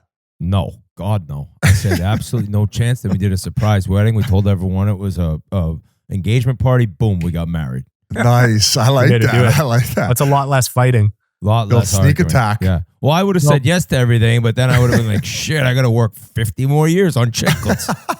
I don't know if they didn't call him. I don't know if I could say definitively that it's a factor in him not making that team, but I don't know the circumstances that they were so pissed off about it that they refused to call him to tell him, hey, buddy, sorry, we're going with other players. I know one thing, that kid knows exactly how good he is, and anybody who watches him knows how good he is too. And he's a very humble kid. I don't want to make it sound like he's not. It's just he's taken that snub, I think, personally, and so is Caulfield. And I love that. I think both those players are going to be in the mix for the Olympics. Suzuki is sick. Man of few words. We interviewed him. Not maybe the most talkative guy we've ever talked to, but he can play hockey. I think he might have beat Brian Noonan. We interviewed Brian Noonan. He didn't say 3 words the whole time for 45 minutes. Well, hey, we got a new sponsor, Eric. It's Roback. Yep. And we got last question presented by Roback. Use code Chiclets on roback.com for a generous 20% off your first purchase through the end of the week. That's Chiclets, CHICLETS on Roback, RHOBACK.com. 20% off all hoodies, joggers, and more with code Chiclets. My question to you. What a read. My question to you. At the end, I'm gonna preface this. I probably watched, I don't know, 80% of Lane Hutson's games at BU over the 2 seasons. A joy to watch. Like, you just love watching this kid play. He keeps you on the edge of your seat, literally. His moves, his one-on-one skills, it's crazy. At the end of the year, will he finish first or second? Is he going to be in the top 2 of Rookie of the Year, which means he's going to bump Matvei Michkov down to 3 because Celebrini's probably winning it in my mind. But with what you've seen from Lane Hutson, would you be surprised at all if he ends up second in Calder Trophy voting? They don't take defense into account, Whit. He plays better defense than people think. I'm just fucking with you. Unless you disagree, Eric. I don't know. No, dude, this could be the 4th prediction I get wrong when all is said and done, but I think he'll be in that top 2. I do too. Honestly, the fact that he does play defense is a big factor in why he would pass Michkov. I don't know if he can pass Celebrini, his teammate at BU, based on what Celebrini is doing right now, because he's unbelievable. But I will say this about Lane Hutson. I believed coming into the season that he would be a star and that he would quickly become a superstar in this league.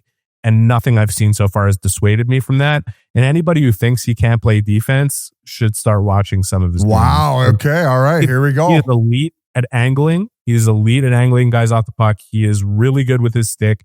He is really smart and not putting himself in positions where he's going to get smoked. He lets a bigger player win a battle in a certain area so he can angle them off to a different place out of the danger zone. He's playing on a pairing with Mike Matheson, who's a 8-year veteran in the NHL. And like, I'm not trying to take something away from Matheson. There's a lot of nights where Hutson is the more reliable of the two. And Matheson scored 62 points last year. He's been a horse for Montreal. Like, I just look at this kid and the attitude. I'll share one quick story before we go. I previously to this trip to Vegas, I turned to Lane Hutson. I said, "You got your fake ID ready for this trip? Like, you're going to Vegas for the first time on an NHL team." He said, "No, I don't have one of those." And I said, "Really? Like, not even, a drink here or there and this and that?" "No, I'm not. It's not really my thing." And he said, "You look at all the superstars in this league; they're really dialed in. They don't do any of that." And it stuck with me because it's one thing for me to say he's a star who's bordering on superstardom in this league. The fact that he looks at himself as that in this future, that means everything in terms of the way he plays the game. And he plays the game to win on every single shift. He wants to make the difference every time he's on the ice. And you said before, like, does Slavkovsky have to hit? I'll say this. Lane Hutson was picked 62nd overall in that draft, and he might turn out to be the best player in the whole thing. So it's a big win for Montreal because I think Slavkovsky is going to be a really good player too down the line. And man, him, Slav, Demidov coming. And the goaltending situation. There's Dobesh, Montembeau, you got Fowler. But I will say, Grinelli just chimed in on the chat. Has Lane not met Kucherov? Because he loves getting after it, I think. Oh, I was going to say the plot twist of the story is he turned back and he goes, "But I do get into the blow," and he waved his baggie. You want some shrooms? Oh shit! Yeah, Yeah, none of those guys booze. Kucherov's But they part do of to the the wolf. old guard, right? Like the new school superstars, like all these kids, like they're No, and I don't coming even in- know. I'm basing that on Kuch's celebration, or G is also on after the cup. That's a little different. Oh yeah, well, Montreal fans are pretty familiar with And the that All-Star game. Yeah. Oh, yeah, Montreal fans. Jesus Christ, that too. And Toronto at the All-Star game. Yeah. He was just pissed at the league for making the All-Star game. That And he was pathetic, I waffled. think. Eric, Biz, you got anything else for him? I think that's pretty much it. We covered everything. I mean, you just mentioned the goaltending and all the studs helping get it done, and Martin St. Louis changing things around. Because I would say that probably 3 weeks ago, there was a little bit of frustration from the fan base and not seeing the anticipated results. But here we are, man, an absolute heater, and they've turned into a wagon. So thanks for joining us, and go you know what, Habs, Biz? go, baby. We're recording Monday late afternoon. I mean, before the season, I probably wouldn't have cared much about a Vancouver-Montreal game, but now tonight, I'm looking forward to watching this. Oh, yeah. Vancouver's in a tough spot. Montreal's buzzing. They're coming home after a nice trip, which is usually a tough spot. But Eric, we appreciate it. Love following what you do, and thanks for coming on. Oh, I got Biz has one something. rollback question on the way out. Who's winning tonight? Make your prediction. It's coming out tomorrow. What's I the don't know. score? I don't know if it's going to be Montreal. Honestly, Montreal 9-0. Going into Colorado, I would have given them as good of a chance as you against 6 people in a parking lot. Like it was They were playing back to back, coming out of Chicago into Mountain Time, playing at altitude. Line A sick, not playing. Like they had just gone back to back, Florida, Tampa, over to Vegas to play in the Pacific time zone. Play Chicago the night. Holy fuck! Come up for breath. It was the fucking craziest road trip I've seen in 17 years of covering. They played 4 Stanley Cup winners on this trip where they're playing back to back and in 4 different time zones. Like it was pretty. I don't know what the schedule maker. Pretty legit explanation there. That trip is unbelievable. This guy's ready to hand him the Stanley Cup and Martin St. Louis, the Jack Adams, and Line the Conn Smythe. Let's go, baby. I'm on the Habs wagon now. Thank you. I'm drinking the Kool-Aid. Habs. I'm drinking the Body Armor Kool-Aid.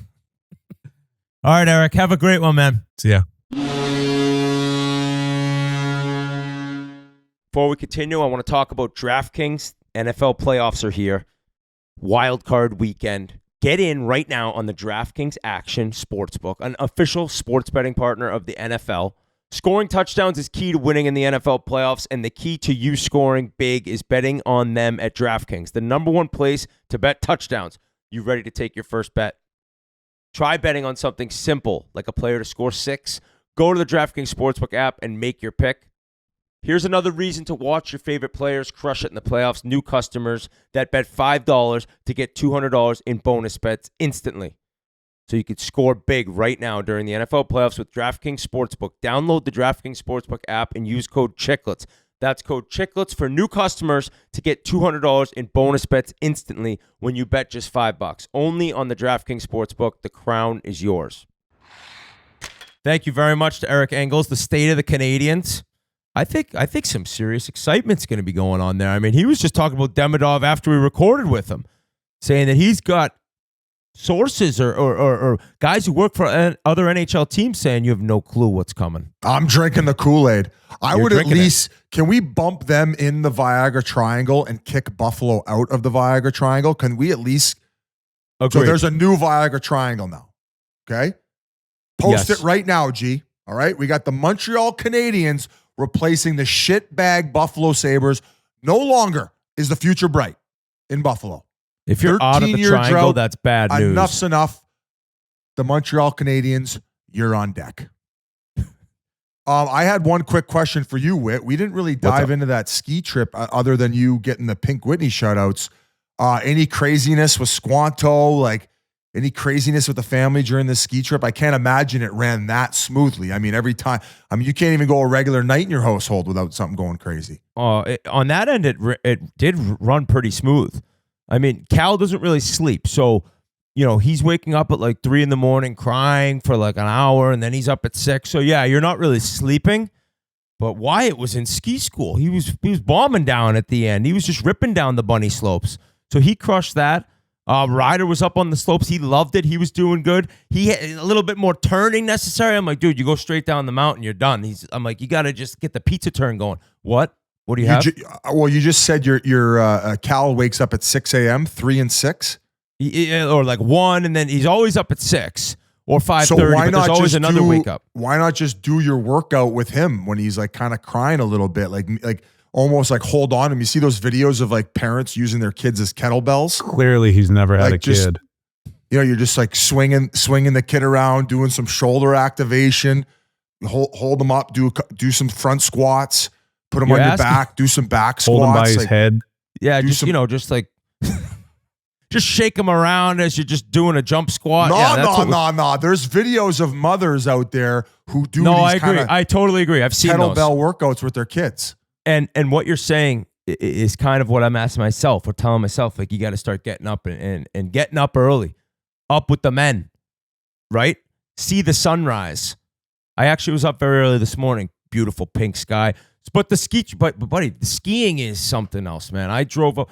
They were there for 3 days. I got to go for 2 nights, but just 1 day skiing. Buddy, there's 12 lifts. I was at this Sunday River, 11 or 12 lifts. There was 1 open. It was, and it's all ice. The skiing on the east, I see these videos of people skiing on west. I don't want to ski. Every year we go skiing one time. It's fun. We have a blast. It's great family time with my brother-in-law, Moose. It's just, we're having a time. The beers after, the beers, like, you know, at lunch during. It's awesome. The conditions are horrible. The skiing on the east is a disgrace. It's ice. It's closed lifts. Now, granted, Sunday River, it was windy as hell. So maybe like this is probably a safety thing. So we don't have these ski lifts flying off the handle. So I understand, but just not the skiing I'm looking for. When I see the West and the powder, I think I need to go do that. And of course, Keith, who has us beat on every angle right now. His kids are a little bit older. He's coming out of the madness of not sleeping. He skis out west. He does it right. Where do you go? I go to Colorado, but so ours is next, like a week from, or the 8th, the February 8th. It's not in Vail, is it? Their whole school goes. No. It's ski week. They got one flight a year just for all these kids from Florida. That's unbelievable. So these Florida kids. So my oldest asked me, which I wanted to ask you guys, she snowboards now, which I think I wish I could do it because the boots are so comfortable. Can't do it. Whatever. Yeah, but what about getting on and putting your foot in and out? Does that bother her? No, she's good at it. She figured it out. I don't know. But she wants to wear a hockey jersey over her. She thinks it's sty, but and she was wondering what the coolest hockey jersey to wear over her snow gear would be. So I'm interested to hear from you guys. What would a cool jersey to have? The Bissonnette Wheeling Nailers jersey? I think doing a Hawks Griswold would be good. Ooh, the Blackhawks one? With the Griswold on the back. That would be a fun one. Yeah. Oh, I was more thinking just like legit hockey player jersey, but you're going that route. I could see that. There was a couple kids skiing with hockey jerseys on, actually. Yep. There was a Pasternak jersey out there. There was a Bedard jersey out there at Sunday River. And there was another one, too. I think it was a throwback, actually, but I can't even remember it now. You know what I would pick right now, considering he's on this pod? The new Kings jersey, the black one, Kopitar. Buddy. That would be. There it is, right there. That's nasty. That would be nasty. Yeah. This guy's a first ballot so Hall if of you fall, Famer. it's not white. You're not blending in with the snow. I like that, Biz. I'm going to get that. Oh, there it is right there. You're right. Yeah, the Kings, dude. Hell of a season. And that actually brings us out west. Kings are safely in a playoff spot right now. I mean, are we going to see? I think we're going to see round 4 of LA Edmonton. I can't wait. I can't wait. I think it's that going to be it's going different 7 this year, though. It's going 7, Whit. They're not going to take as many penalties. They're not going to be as dog shit on the PK either. I don't care how good the power play is for Edmonton. I think that there would be a different result if those two teams meet in the first round. You don't even have Doughty back yet, for fuck's sakes. I know, that's crazy. Like Brant Clark's been buzzing. Adrian Kempe, I'm gonna trump your Marchenko call. That is the best contract in the National Hockey League. $5.5 million for Adrian Kempe. And I think he has next year left on it. So he can re-sign as of July 1st. I want to say he signed a $22 million 4-year extension. So a perfect little bridge deal for him where he's like, you guys were arguing with me. I think he's a $10 million player. If you watch their games, like power play, he's automatic. He's got so much speed. He's got so much skill. He plays the right way, plays defensively. You can count on him in any situations. This LA, by the way, can we mention again that Matt Murley called this team frauds? I was just going to ask. Frauds? Like, okay, if they end up going to the first round and they do lose to Edmonton in the first round, they're still not frauds. They could potentially win the Pacific Division with a team like Vegas in it. Like, if you're finishing top 2 in the Pacific, you're not a fucking fraud. I think he's saying fraud is in not at all a realistic Stanley Cup threat. I'm guessing that's what he's meaning because, I mean, similar to the call about the Jets last year. So I'm saying it'll be a sweep, and I'll go with the sweep just because it's perfect order when it happens. But I respect the LA Kings more than I did last year right now. So their system's changed, right? They had that crazy system with McClellan. Now they got the new coach in there. I just think Kempe is sick. Avery was on the pod. He said he's the best player in the NHL. He's nasty. And $10 million, though, is just fuck. But the cap goes up. I don't know if I argued with you in a sense that he wasn't worth it or more that if he was making a little less on a team, like if they could get him at 8.5, that that's a very nice I situation feel like he for already the team. Or took his, 8. I feel like he already took his discount deal. And the fact that soon Doughty and Kopitar will be off the books. I think Doughty's still making 11, but Kopitar's maybe only making 6. So by the time that deal truly kicks in, you might have 1 or 2 years of Kopitar max left. And even at that rate, he's only making $6 million. And at that point, Doughty's off the books. And I think they're prepared to offer Adrian Kempe that type of money to stay there as a foundational piece. I think they're going to be prepared to offer it to Quentin Byfield. Maybe not to the degree that Kempe's getting paid, but as a cornerstone type deal, like a 8 to 9 million per year, based on how the reins are being passed off. Like what was the deal that Byfield signed though? I think that he's got like probably 4 years left. Yeah, 3 or 4 years left. He kind of signed a similar one to like Kempe. Yeah. To get, like a protection type deal, right? But he know if another team is going to offer him that much money, that's how good of a player he is. So why wouldn't LA can't fuck this up and not bring him back? I think he's got him by the balls, and I think that he's a $10 million player. And let's not forget, he ain't going to be making it next year. He's going to be making it 2 years from now. So I think that he's a $10 million player. Yeah, Carl's gonna be making more than him next year, coaching some other team.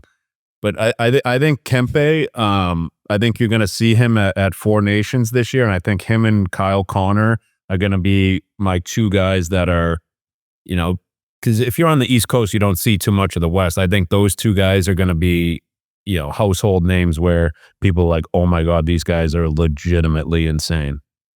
Yeah, you haven't seen Kempe, go on a long playoff run. So casual fans, right? Not seeing LA if you're out east. I know what you're saying. There's just guys you don't get to watch much. And then you see how good they are, like seeing them play more often. But as an Oilers fan, Holloway and Broberg and St. Louis look good. Those already look like, oh my God, you didn't keep those guys. Warren Fogle, dude, he's playing awesome in LA. I think another player that people almost said, I don't know what he'll be without playing with like McDavid or Leon, and he's proven that he's a legit option, right? And a guy who can score, not at a point per game pace, but I think he's got 11 or 12 goals, over 20 points. It's a good team, and being led by a true legend, a guy who's going to be in the Hall of Fame someday. And we finally sat down with Anze Kopitar a couple weeks back. I think we're going to throw it over to him right now and just hear about his story and what he's done in his career has been insane. That he's continually producing points at the age he is, shutting down number 1 centers in all over the league. So before we go any further, it's time to talk about Game Time. All the boys used Game Time last week to get into the Winter Classic at Wrigley Field, and now looking ahead, we're talking about the Four Nations Cup. And Game Time makes it so easy. You know how much we love Game Time. Now with the brand new Game Time Picks features, they're making it even easier to get to a game. Game Time Picks filters out the fluff to show you only incredible deals on great seats, so you don't have to waste the time searching through thousands of tickets for an NHL or college hockey game near you. I was looking at tickets for the Four Nations in Boston. They are available right now. I saw an amazing Game Time Picks deal for great seats at $165. So those are going to be some special games in Boston. Use Game Time for your chance to go see the game live at the Garden. Just pull up your chosen event and turn on GT Picks setting at the top of the screen, or browse the best local Game Time pick deals near you on your Game Time app homepage. What are you waiting for? I'm going to buy those USA tickets right now with Game Time Picks. So take the guesswork out of buying tickets with Game Time. Download the Game Time app, create an account, and use code Chiclets for $20 off your first purchase. Terms apply. Again, create an account and redeem code Chiclets for $20 off. Download the Game Time app today. What time is it? Game time. We are pleased now, very pleased, Legend. and honored to be joined by 2-time Stanley Cup champion, a man who's played over 1,300 regular season games, has over 1,200 points, and a complete legend in the game of hockey, future Hockey Hall of Famer, Anze Kopitar. What's going on, Kopi? How you doing? What's going on, fellas? We appreciate you coming on, dude. Nice little start to the season for yourself. A little hat trick, opening things up. Yeah, not bad. I mean, the game itself wasn't the greatest that we've ever played before, but hey, in the end of the day, it's the 2 points, right? So we'll take them and move on. And you guys look good. Those new jerseys, I think those might be the greatest Kings jerseys of all time. Would you agree? It's non-negotiable. It's 100% true. I mean, we've had obviously quite a bit of success with the shield and the home plate, as we called it too. But these new logos are sharp. So yeah, it's definitely been a lot of fun wearing them, and hopefully we can make some more memories. Do you like the chrome buckets? Yeah, I didn't mind them. Yeah, okay. It was a little out there, but a little funky. But I didn't mind them at all. Kopi, we usually start with like when you're younger, especially your story is so cool, but I kind of have to start with like, I think you got maybe one training camp with Biz. Do you have any, like, do you remember this guy in the room? Like, what's he doing here? Get him to Manchester, please, or Ontario. Do you remember when he was around? Hey, you were always nice to me because you knew I wasn't going to be there long. Just 4 days. That's not true. That's not true. Maybe, kind of. No, you know what? I remember Biz. I think the first time we kind of met or crossed paths was in our gym, and Biz was playing tunes and jumping around and doing all of that. I don't know. I mean, you got hurt quite. Oh my God! Right? I was a Band-Aid when I was in Ontario. All the time. For a couple of surgeries with the LA Kings, but unfortunately, but no, we didn't hang around each other for too much, did we?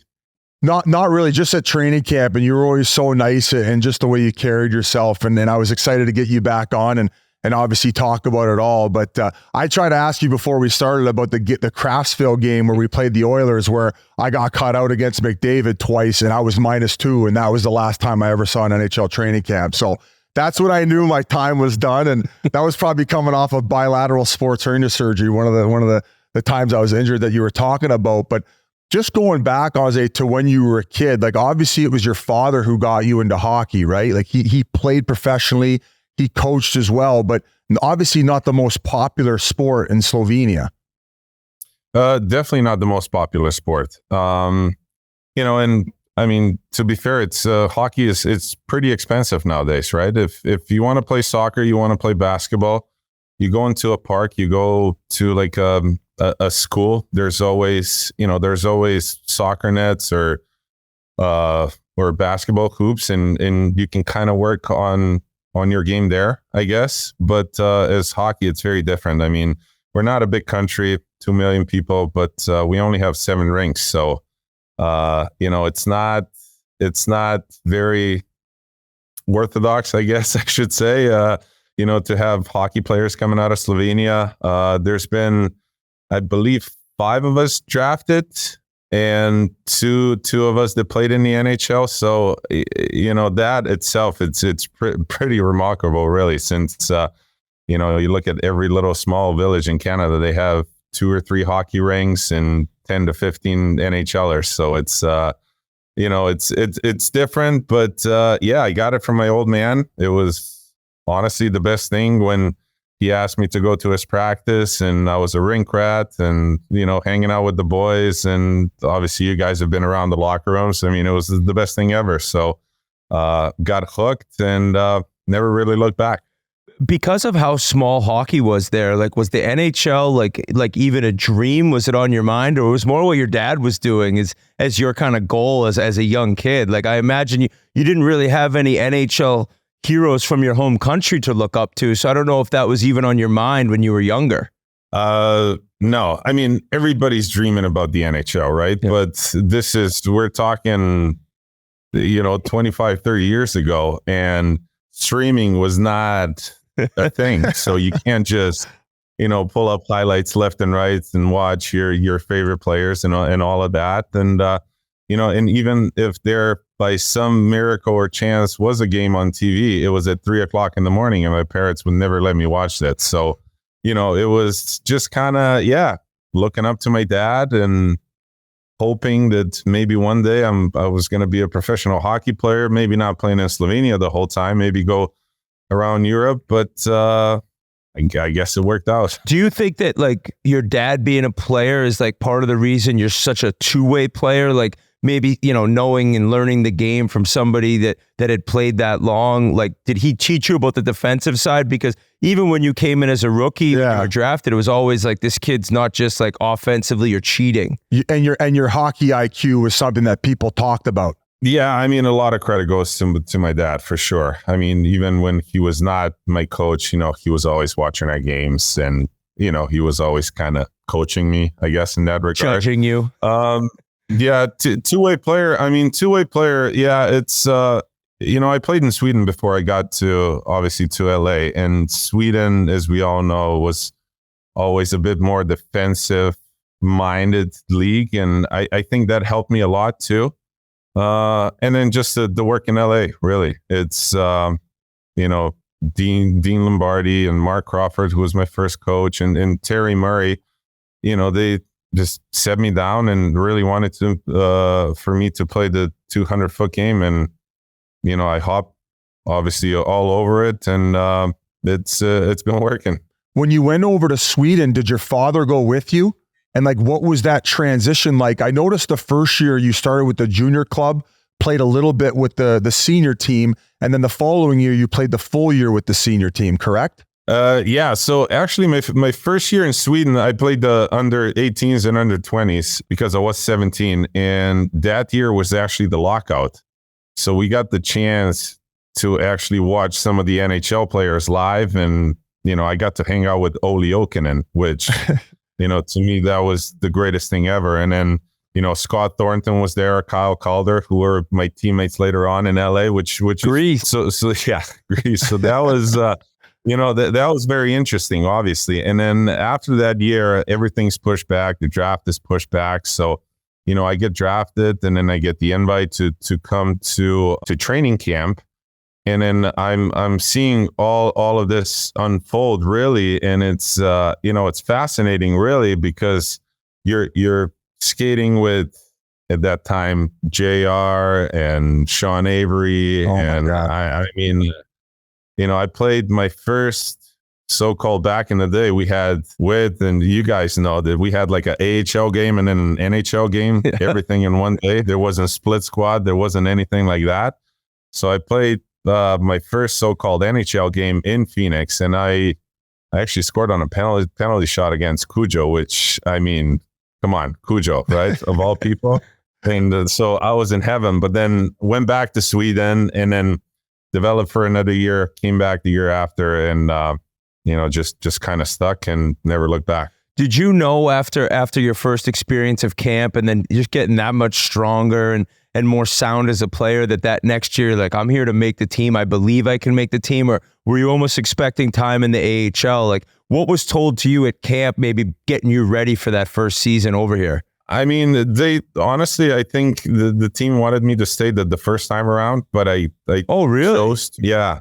But I mean, it wouldn't be, I don't think it would be in the NHL. Maybe a couple games here and there, up and down, But I felt really comfortable in Sweden. We had a pretty good team, and I knew the environment because, going back to Slovenia, you're coming, my town was maybe 5,000 people, 6,000 people. So then you're going into, to Sweden, different country, different language. I mean, I spoke English pretty well, and so did everybody in Sweden, but it's still a bit of an adjustment. And then, fast forward to Los Angeles, or Manch Vegas for that matter, it would have been completely different, for me. So I just felt comfortable in Sweden, and I thought that was kind of like the best thing for me to stay and develop and get stronger and all of that. And then the next summer, I just honestly just worked my ass off. And I knew I came into rookie camp, and I had a good camp, and then I just carried it over and made the team, and that was it. Did you live with anyone your first couple years, like any of the vets? Patrick O'Sullivan was on the team too, so we were rooming for the first year. We got an apartment down in Hermosa Beach, and it was fun. It was good times. I played with him at Edmonton. He would get so miserable, in a funny way. Yeah. Kopi, like, he'd just be bitching, but he'd just crack you up. Oh my God, that guy made me laugh. You know what? Sully was great to me. I mean, like I said before, coming to the States, I didn't know much about everything, let alone LA and the South Bay and the humongous city that we were in. So he helped me out a ton. And as simple as just he bought a car his first year, so I was with him the whole time. He was kind of like my ride all the time. So everywhere he went, I went, which was cool for me because then we'd hang out all the time and become good friends. And it was very nice for me to have somebody around at all times. Was it an easier time to develop? Because I would say that there was not as much pressure on the team when you were there in your younger years. I feel like there was kind of this like young core coming up, and they were trying to figure it out. So maybe the expectation to win wasn't there, but yet you were able to get the good reps in early where the expectations weren't there. Yeah, for sure. I mean, our team wasn't good at all first couple of years. I mean, we didn't have a whole lot of like middle-aged guys. We had some veterans that were, great for me, showing me the ropes, teaching me all the stuff and everything. But it was really, me, Brownie, Sully and Michael Camilleri was there, that we were kind of like so-called the young guys, right? But everybody else was closer to 30 plus, really. So, it was something that, especially when Dean obviously came over, started to building our team and build a couple of championship teams, which, yes, at first you don't feel as much pressure really because you're trying to build a team and the expectations are low.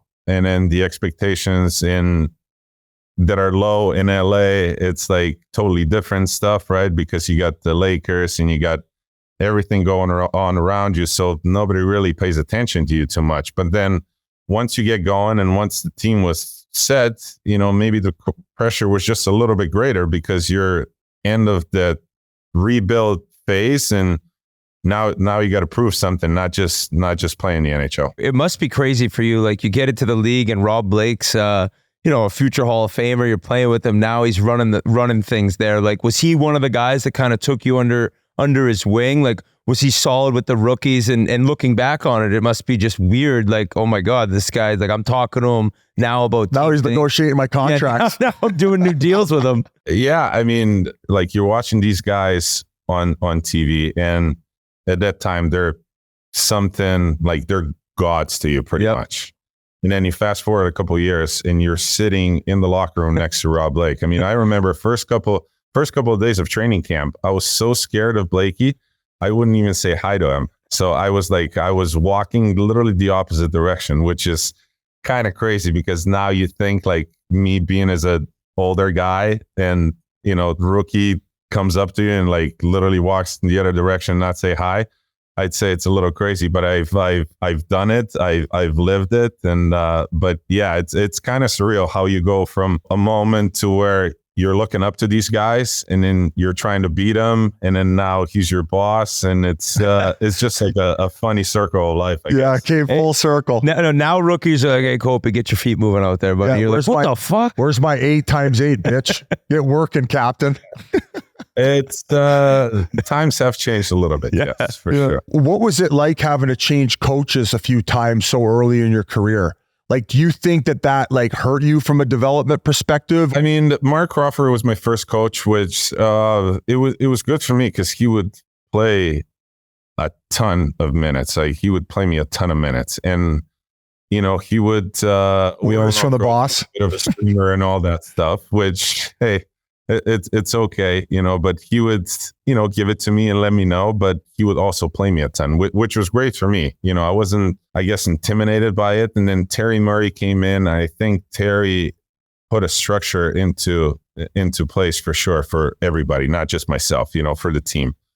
And then that kind of, I guess, ran its course. And then Darryl came in and pressed the right buttons, and then we won. That's what it was. I mean, it was. I wouldn't say there was any setbacks. If anything, it was just kind of like a progression of everything, or an evolution for me personally and as a team. I think when you say no setbacks, that's interesting because you look and your first 3 years missed the playoffs, then you guys make it, lose in the first round, but boom, you lose. You don't even make the playoffs the next year. And it's followed by a Stanley Cup. But for you, the first 3 years, it's probably like, I want to play in the playoffs. You get there, and then that next season you miss again. Like, probably kind of a moment with the organization of like, well, where are we going? What direction are we headed in? Yeah, that's what I was talking before. It's like no expectation at first, but then once the team is set in stone, it's like you got to deliver, right? Yep. So it was there was some pressure, obviously not Canada type pressure or anything, but we felt it, and Dean was always demanding a lot of us, and which he should, because he put the right pieces in place, and we delivered after all. But at some point it was a little bit stressful and maybe a little bit too much pressure, but we got it done, and that's all that matters. Was Daryl as intense as they say that he is? Like, I'm sure that's the case. And obviously Crawford probably prepared you for Daryl. Like, it's almost walk before run here, where, I mean, I saw a little bit of in training camp where we were playing an exhibition game, and I'm like, are we in like game 6 of the Stanley Cup Finals in Vernon, BC here? You know who prepared me for that too was my old man. He was an intense coach too. Okay. So it must be all the old school guys that are kind of like that, right? So I grew up with it, so it wasn't too unfamiliar with that. But yeah, Daryl came in, and I remember Scott Thornton saying one time, when he had him, I believe, in San Jose, texted Thordy, me and Brownie texted Thordy and said, how's Daryl and this and that? He goes, you know what? You don't have to be best friends with your coach, right? And that's all it stuck, right? So Daryl came in, and I mean, we had a strong room, obviously. And, I think that was the biggest thing. And he knew it.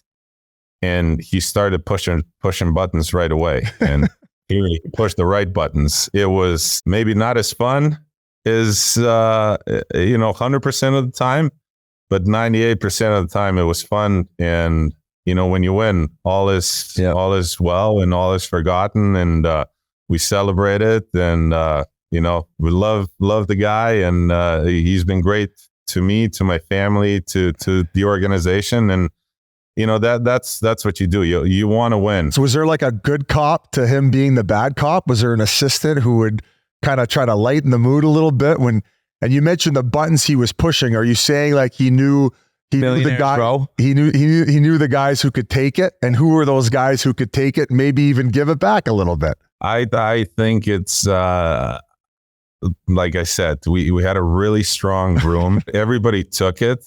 But then I think collectively, we all just wanted kind of to like stick it to him, really. That's like, okay, like, let's just show the guy that we're made for this, right? So it's like one of those, but he knew exactly what he was doing. That's why we won a couple of times. And I don't know if there was very many like good cop, bad cops, because, I think Daryl himself is pretty intimidating. So when the stuff went down, I think everybody just kind of, lowered their head and worked a little extra harder. The good cop comes in the room. He's like, "It's bad today, boys. Fucked. I'm out of here." So I think we played you the year that you guys went off to win your first one. And that year you guys got the 8th seed. So you just catching lightning in a bottle at the right time too. Like with that group of guys, I feel like you guys had a couple guys on your bottom 6 who were entry-level guys like Nolan and King, who just came up at the right time and contributed the right thing. So everything just kind of seemed to just come together. Yeah. I mean, if I'm not mistaken, with about 20 games left in the season, we're very much on the outside looking in. It's not like we were kind of cemented into that 7-8 slot by any means. We were down on like 10, 11th place. So we knew we had to win 14 out of the last 20 games. But the funny part was we all thought it was very doable, right? And then if we did it, we knew we were one of the hottest teams coming into the playoffs. And that's exactly what happened. I mean, we were up 3-0 in every series. So it was kind of like, I'm not going to say it was walking the park, but being up 3-0 in all 4 rounds, it's significant advantage. And you guys were ending the series so early. And from my understanding, you guys had a pretty large group of guys who were going out and celebrating for like 2 or 3 nights after each series win.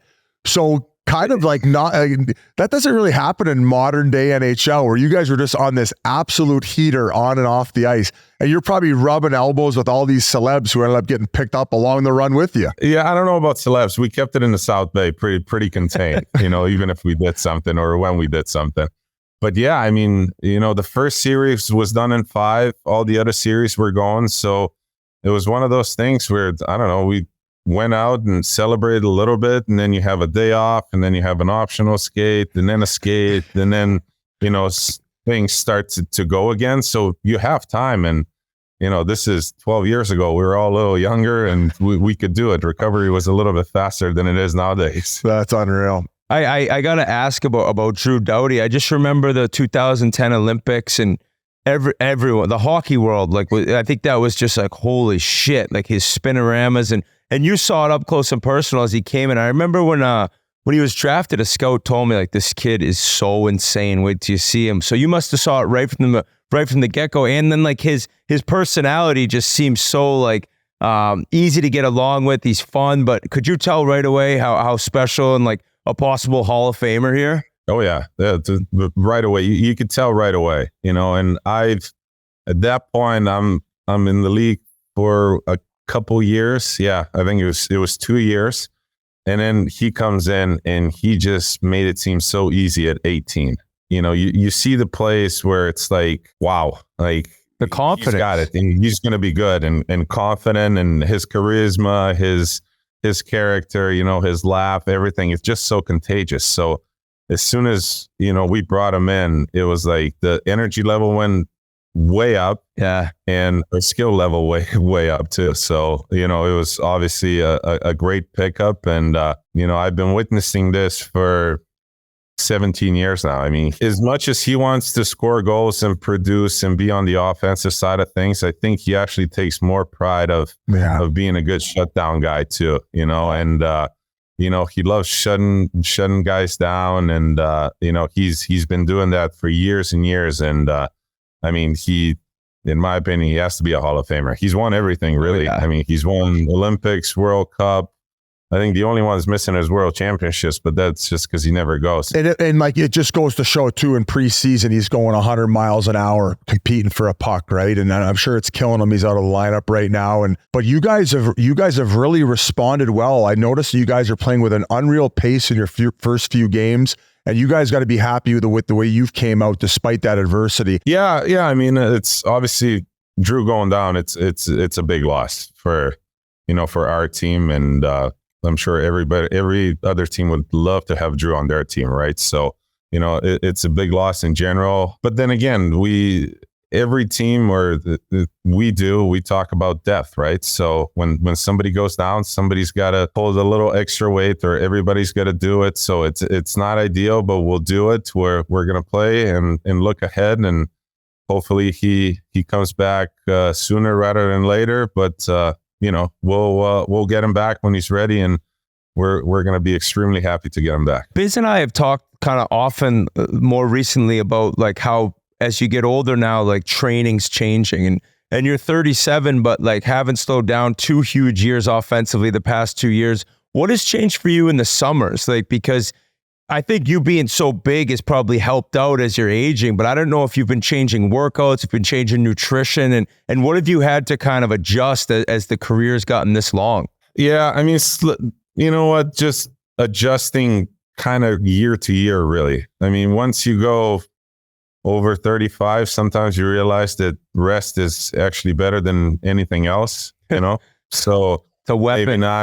Maybe not overdo it too much, really. Obviously, you got to put in the work and everything, and you got to take care of your body. But sometimes rest is the biggest thing, really. So yeah, nutrition is a big part of everybody, not just the older guys now, and taking care of yourself. I've been doing this for a little bit, so you know your body, you know what you got to do, you know what has to get better, where just slight adjustments here and there, and I've been pretty durable throughout my career, and it seems to be working well. Going back to the first cup run and even the second, I mean, we talked about you, first line center. We got Drew Doughty. Every team needs a number one D-man. Jonathan Quick, like, he was lights out. I think he won the Conn Smythe in that first Stanley Cup run where, I mean, it was 1 goal a game. That's all you were getting from him. When did you know he had that it factor and that he could be that guy in net? I mean, honestly, pretty early on too, when he came to LA, really. I mean, I think my first couple years in LA, I think we swapped over 10 or 11 goalies in 2 years, which it's unheard of. And then, he got called up and really never looked back. I mean, you see it. He's an ultimate competitor still to this day, even though he's we're a bit older. He does his stuff, and he makes saves. That's all it comes down to. Might not be the most sound technically, maybe with all the angles and everything, but he stops the pucks. That's all what really matters. And in 12, he was an absolute monster. I mean, we didn't give him too many or did him too many favors with goal or run support, as what they say. It was 2-1 every game. But if we got 2 or 3, 2 points or the win was pretty much inevitable. What was crazy is like Jonathan Bernier was such a high pick, and then he came in. He was kind of the future goalie of the Kings. And I imagine, Quickie's such a good guy, but he's so competitive. Like, do you remember their relationship and almost the media talking about how like Quick's almost taken the job, or what? Was it more just as the team, like whoever's in there helping us win, you guys weren't worried about it too much? I don't know exactly, but I think Quickie had really good relationships with all the goalies, really. I mean, yes, he obviously played the majority of the games, but I think everybody or every goalie that was backing him up was, fully on board, and they knew it was Jonathan Quick. So it's like, it's either you're on board or you're probably going to get pushed off, off the roster, really. And, I think Quickie and Bernie, I think they had a good relationship, obviously.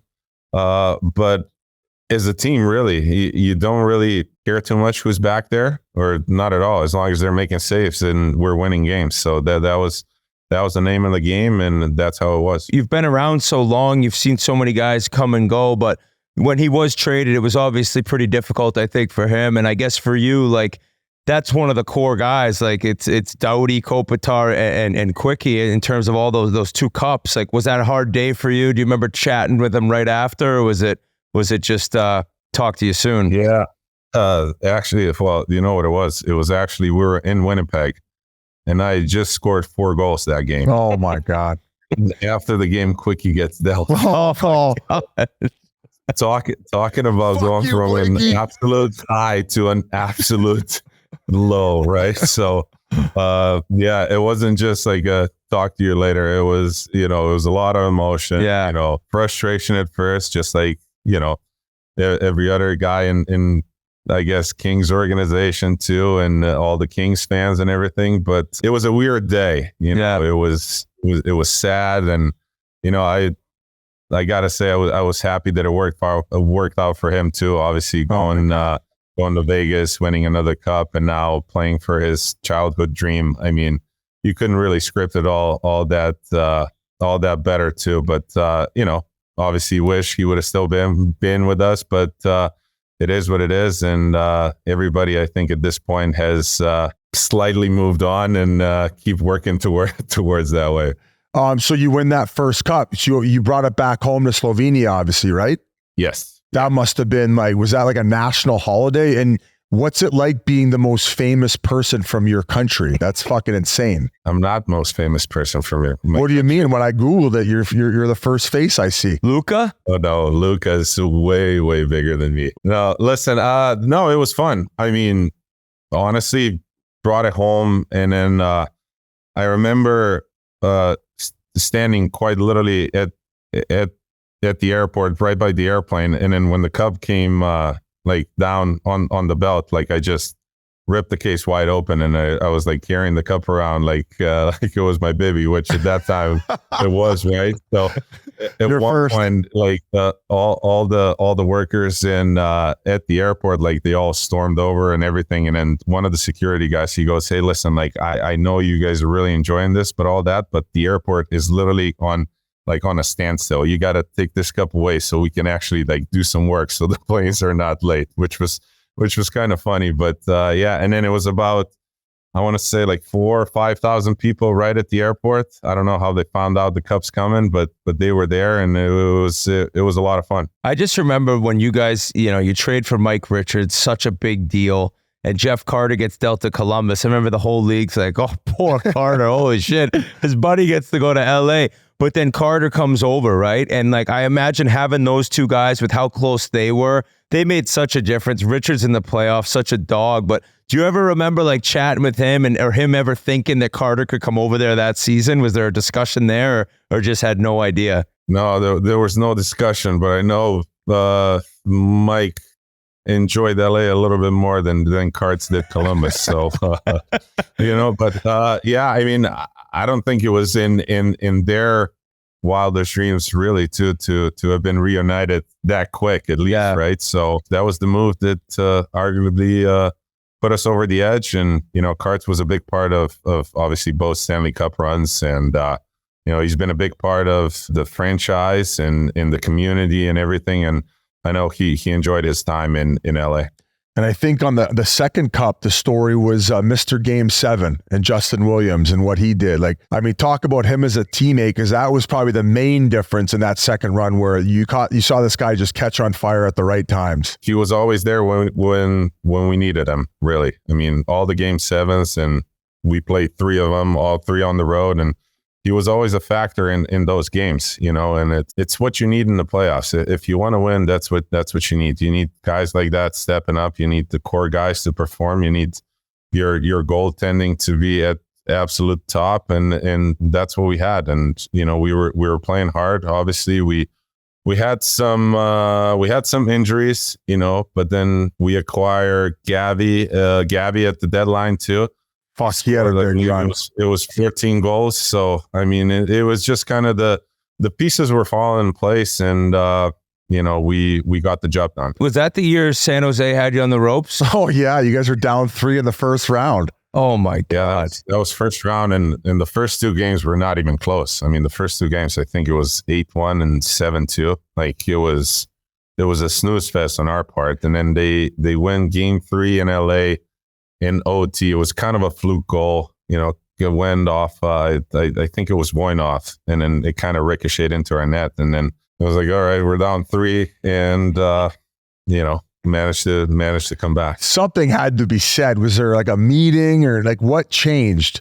Down 0-3, somebody like a team meeting. I remember a story of you guys sending Daryl off the ice and having an only team, like just the players meeting.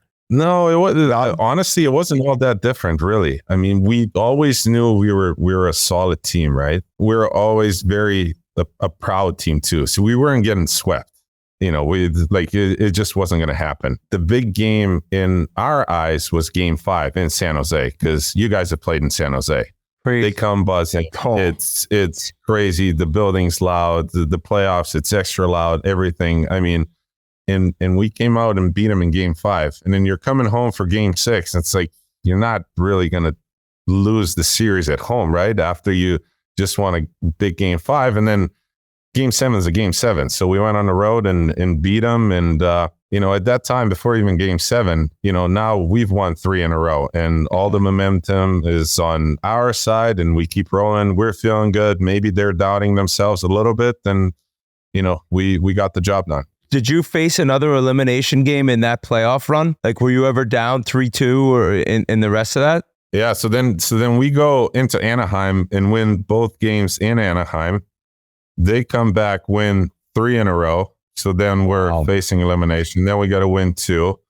And then was it Chicago that third series?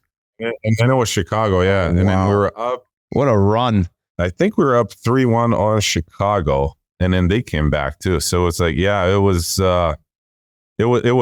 That playoff run was, I mean, compared to the 2012, like complete opposite. Yeah. You can't script it any different. Was the other cup at home too? Yes. So that's pretty cool, right? My God. What do you do? Are you in the locker room till 3 a.m.? Like, what's the night after, like winning it in LA? Yeah, actually, well, the first one, the 12 was like, everybody was still kind of not fresh, obviously, but not too exhausted from the actual run. So the cup goes to the locker room, and then we went to one of the restaurants in Staples Center upstairs on the concourse level and just hung out and party there. And then the 14, I mean, it was like all the game 7s and everything. And it was just like draining, like physically, emotionally, everything. Over the course of those 3 years, really, we played a ton of hockey and not a whole lot of rest. I mean, we still partied hard, but I don't think it was as hard as 12. Out of those 2 cup runs, if you could go back and play one of those rounds, which one would you have played? Just based on the swings and like the maybe the impact that you had. Like, I remember that Chicago one being unbelievable. Crazy. Like, back and forth. Like, which one would you like to go back? You might say none of them because you're so exhausted even thinking about it. That Chicago one was exhausting. And I mean, they had a championship team too, which obviously they showed. And we had battles those 3, 4, 5 years. We had a ton of battles. So it's like, emotionally as stressful as they come. I mean, but it was arguably one of the best series, played in a long time, right? So, I mean, that was really like the ultimate, right? Because whoever, won that series, definitely no disrespect to Rangers, but we had a good chance of winning the cup, or whoever came out of the West they had a good chance of winning the cup. And then maybe the other series that I would point out is just the 12 series against Vancouver. I mean, they come off a President's Trophy. We come as an 8 seed, and then waxed them. 5 games, right? We go into Vancouver and we win both games. Yeah. So it's like, it's almost like us as a team evolving and taking that next step. For majority of guys, that was the first, playoff series win. So yeah, it felt special, and it kind of got the ball rolling. Obviously, you're a dog, like a first line center going against all these beasts round in, round out. Did you ever have like a sports psychologist that you worked with to like get to that stage? I know you said your father was very hard on you. Like, what did you do off the ice to prepare, or maybe sharpen those tools? Or did you just do your thing at the rink and then you left and got your escape and you just figured it all out? I mean, early on, for every young guy, it's hockey all the time, constantly, right? And then once you grow up a little bit and you get a little older, you do realize it can't be just hockey 24/7. You got to get away. And I picked up golf, which was great. I absolutely love it, and I'm addicted to it. Sandbagger, you got the bug. Yeah. You got bit by the bug. I mean, you just got to find a way to get away and disconnect a little bit. You can't think hockey all the time. So then, you grow up. Like I said, you go play golf. You go, and in LA is a little bit easier because you go down to the beach and you lose yourself there for an hour or two, which it's good for your brain and for your mind, Then you have kids, and then they run your show, and it's busy and everything. So it's I think it's just a fine balance of everything. Obviously, being prepared and everything, of course, but then at the same time, it's like when it's time to disconnect, you have to disconnect. You can't be all in 24/7. Do you remember in either cup run, and I guess the first one was easier, but do you remember a speech that anyone gave? Did you ever address the team, or was it more kind of like every night we're doing the thing? I didn't know if there was something very memorable, maybe a pregame speech or a night before speech you sometimes hear from players. In 12, it was before Game 6 in LA. So we're playing Jersey, and Willie stood up and he said, "You know what, guys, I really do not want to go back to Jersey for Game 7." And he finished off. I don't know exactly what the speech was, but he finished off I guess what he was saying is like, I'd like us to be remembered as champions. And then that's all that it was said. And obviously went and won that game. And, I think that one was a memorable one.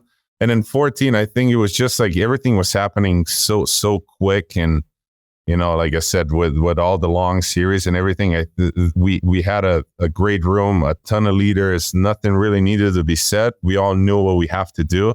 So it's just kind of like head down, grind away, and make sure we get it done. I know that the international hockey is so special to hockey fans, and we're getting back to best on best. And just unfortunately, Slovenia is so small with hockey. But you got the chance to play in the World Cup, and I think it was maybe 16, but it was Team Europe, right? So That must have been cool for you, getting your one chance for playing the best on best. And you guys surprised. Like, it was a pretty sick team to watch. It must have been fun. Yeah, for sure. I mean, we were one of the teams that was kind of like a throw in, right? You and the young guns. Yeah, but then you realize that now I'm playing with Chara, Hossa, Yossi. I mean, all these superstars, right? And you actually have a chance going up against Canada. I mean, I played against Canada with Team Slovenia, but we got bombarded. You know, it was like early on, it was double digits. They're like, we're going to need you playing center on all 4 lines. Good luck. Yeah, and a lot of PK too, because we took a lot of penalties.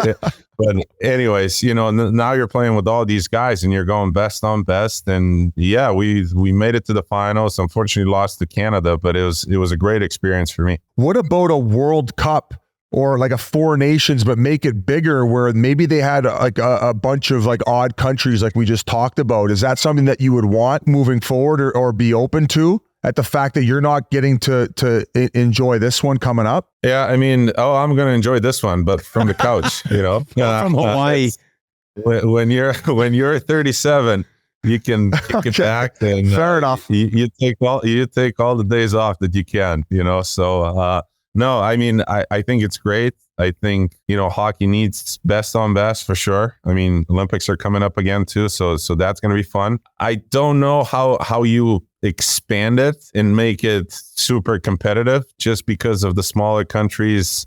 You know, we're just not that competitive. That's just the sad reality. And I don't know how you make that better, but I think this one is gonna be fun. We're gonna test the waters, obviously, and see where it takes us. As an older player, now you're busy with kids. Do you watch a lot of hockey? Like, have you been a fan of the game, or is it more on your off nights you're watching something else? Like, some guys watch it, some guys don't. Very rarely. Yeah. I mean, my kids are the older one. She's soon going to be 10. The younger one just turned 8. I got a figure skater and a hockey player. So I'm at the rink all the time. So I don't really have time really to relax a whole lot. You know, it's, family time at the rink, and I'm putting in some hours at Toyota Center there. So, maybe not ideal, but we do it as a family, obviously, with wife, who we're trying to, bring them anywhere to all the activities and then being active. And so no, to your question, not a whole lot to watch any hockey. Who's your son's favorite player? I'd like to think it's me. There's no way. There's no way. No.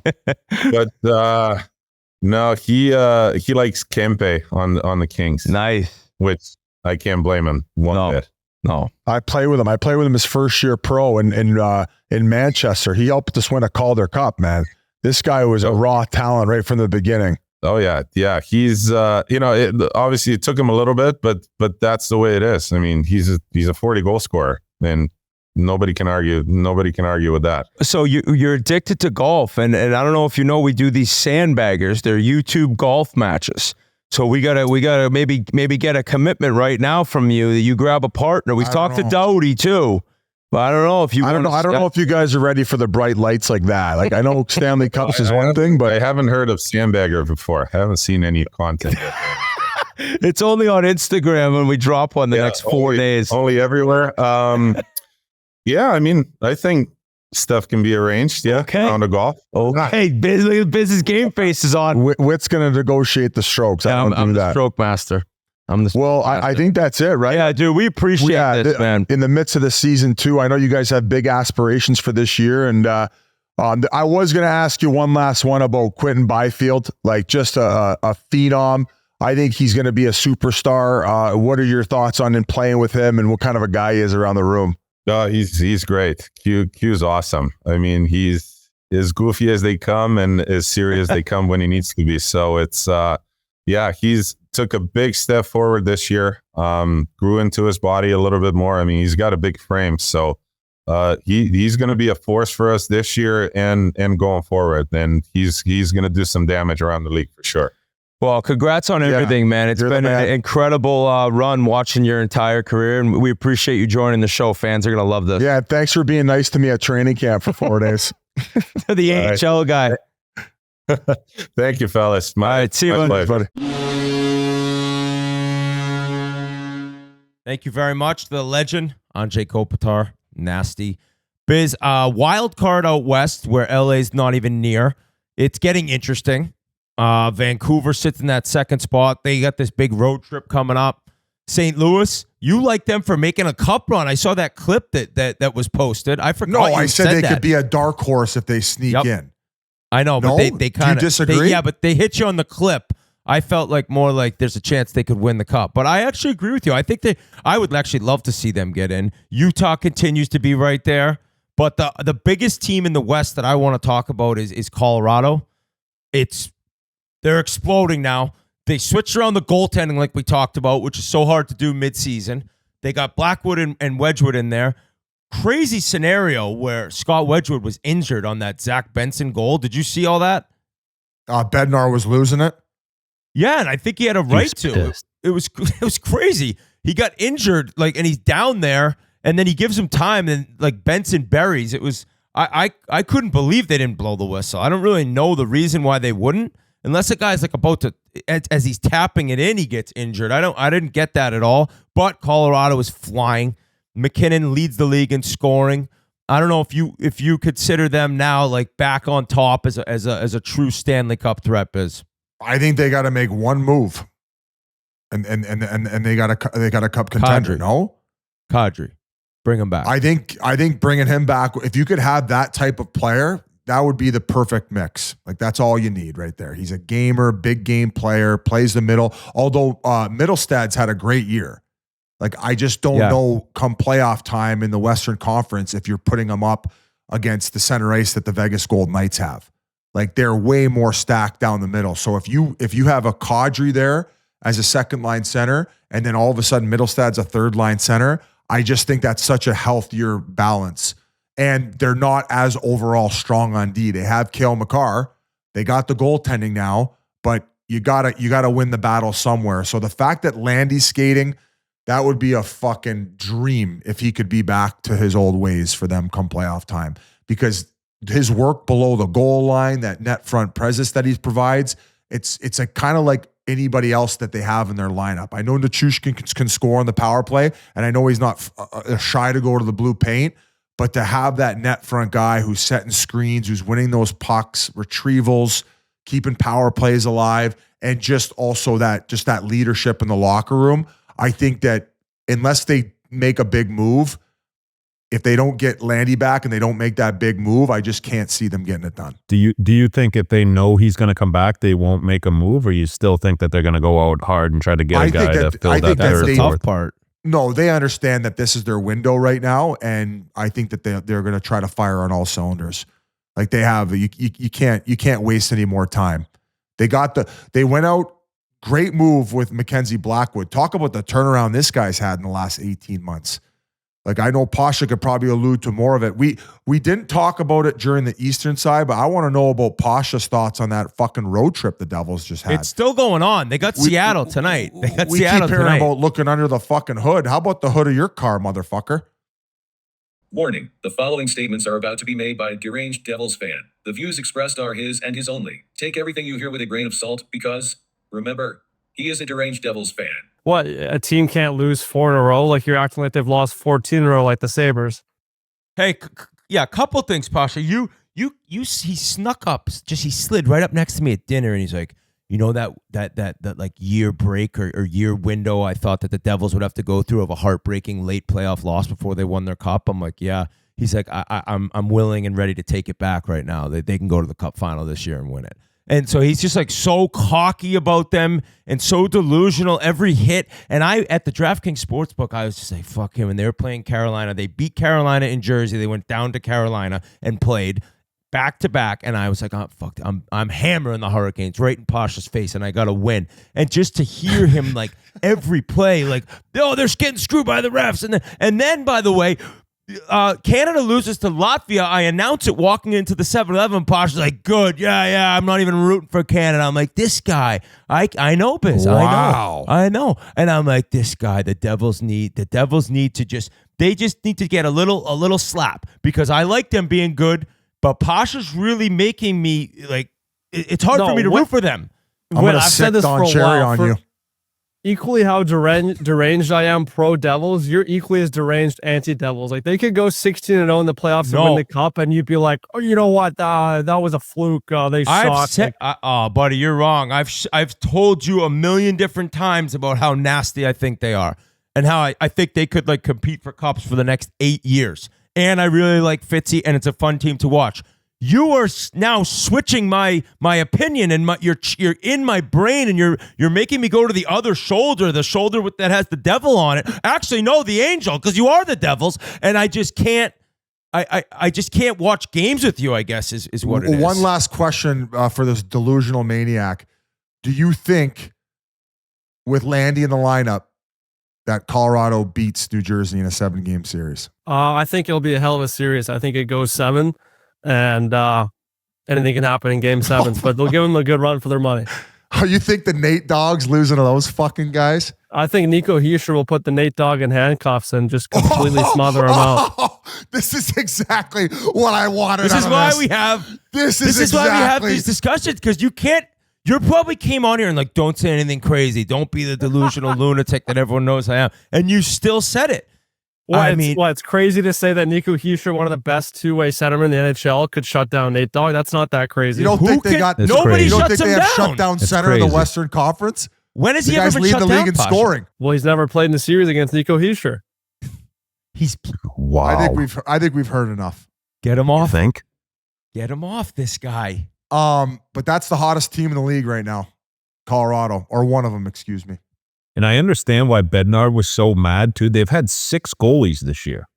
It's January 6th or whatever it is. Like, you see your goalie get run through, you just go out, make a trade, you solidify the goaltending position, and you've already played 6 goalies. Like, I'd be fucking pissed too if I was him. So, well, it's almost like they kind of like they looked back on New Jersey last year. They ended up trading for Jake Allen, but they never solidified the starting role. The fact that they've went and gotten Wedgwood and Blackwood like this year, what a play by the organization to go sniff all that out and address it right away. So talking about a complete 180 in the goaltending department, I think their save percentage combined before these guys was like 860 or 870 at that point. So Colorado, anybody else from the West we need to talk about that we haven't?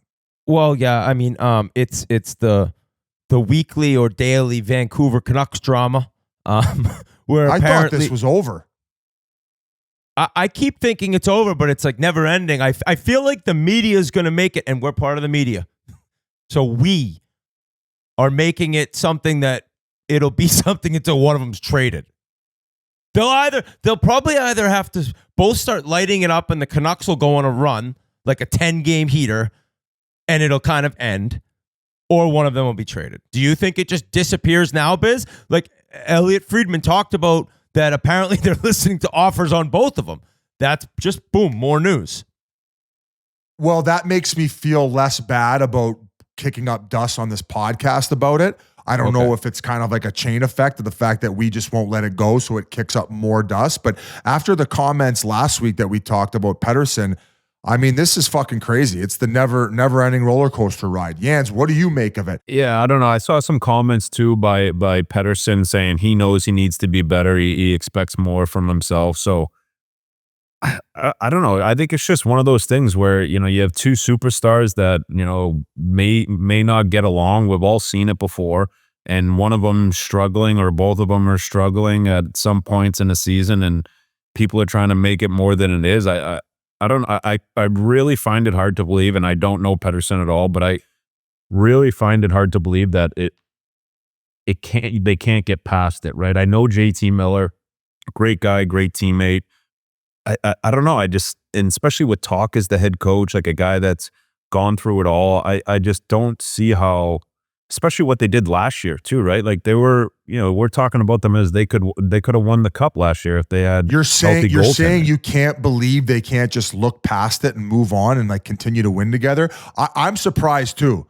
The fact that they're talking about trading one of them when you have 2 studs that are young enough to the fact that they're even talking about it, or, you know, us as the media are talking about it, I think is crazy. And, you know, as a ex-player, I imagine they're in their locker room with listen or are on their way to the rink listening to this stuff. I'm like, what are these people talking about? They have no idea, but I don't know. I really find it hard to believe that they can't just get past whatever they beefing about, if they had beef, or they should if go it was on a all scooter magic. ride together.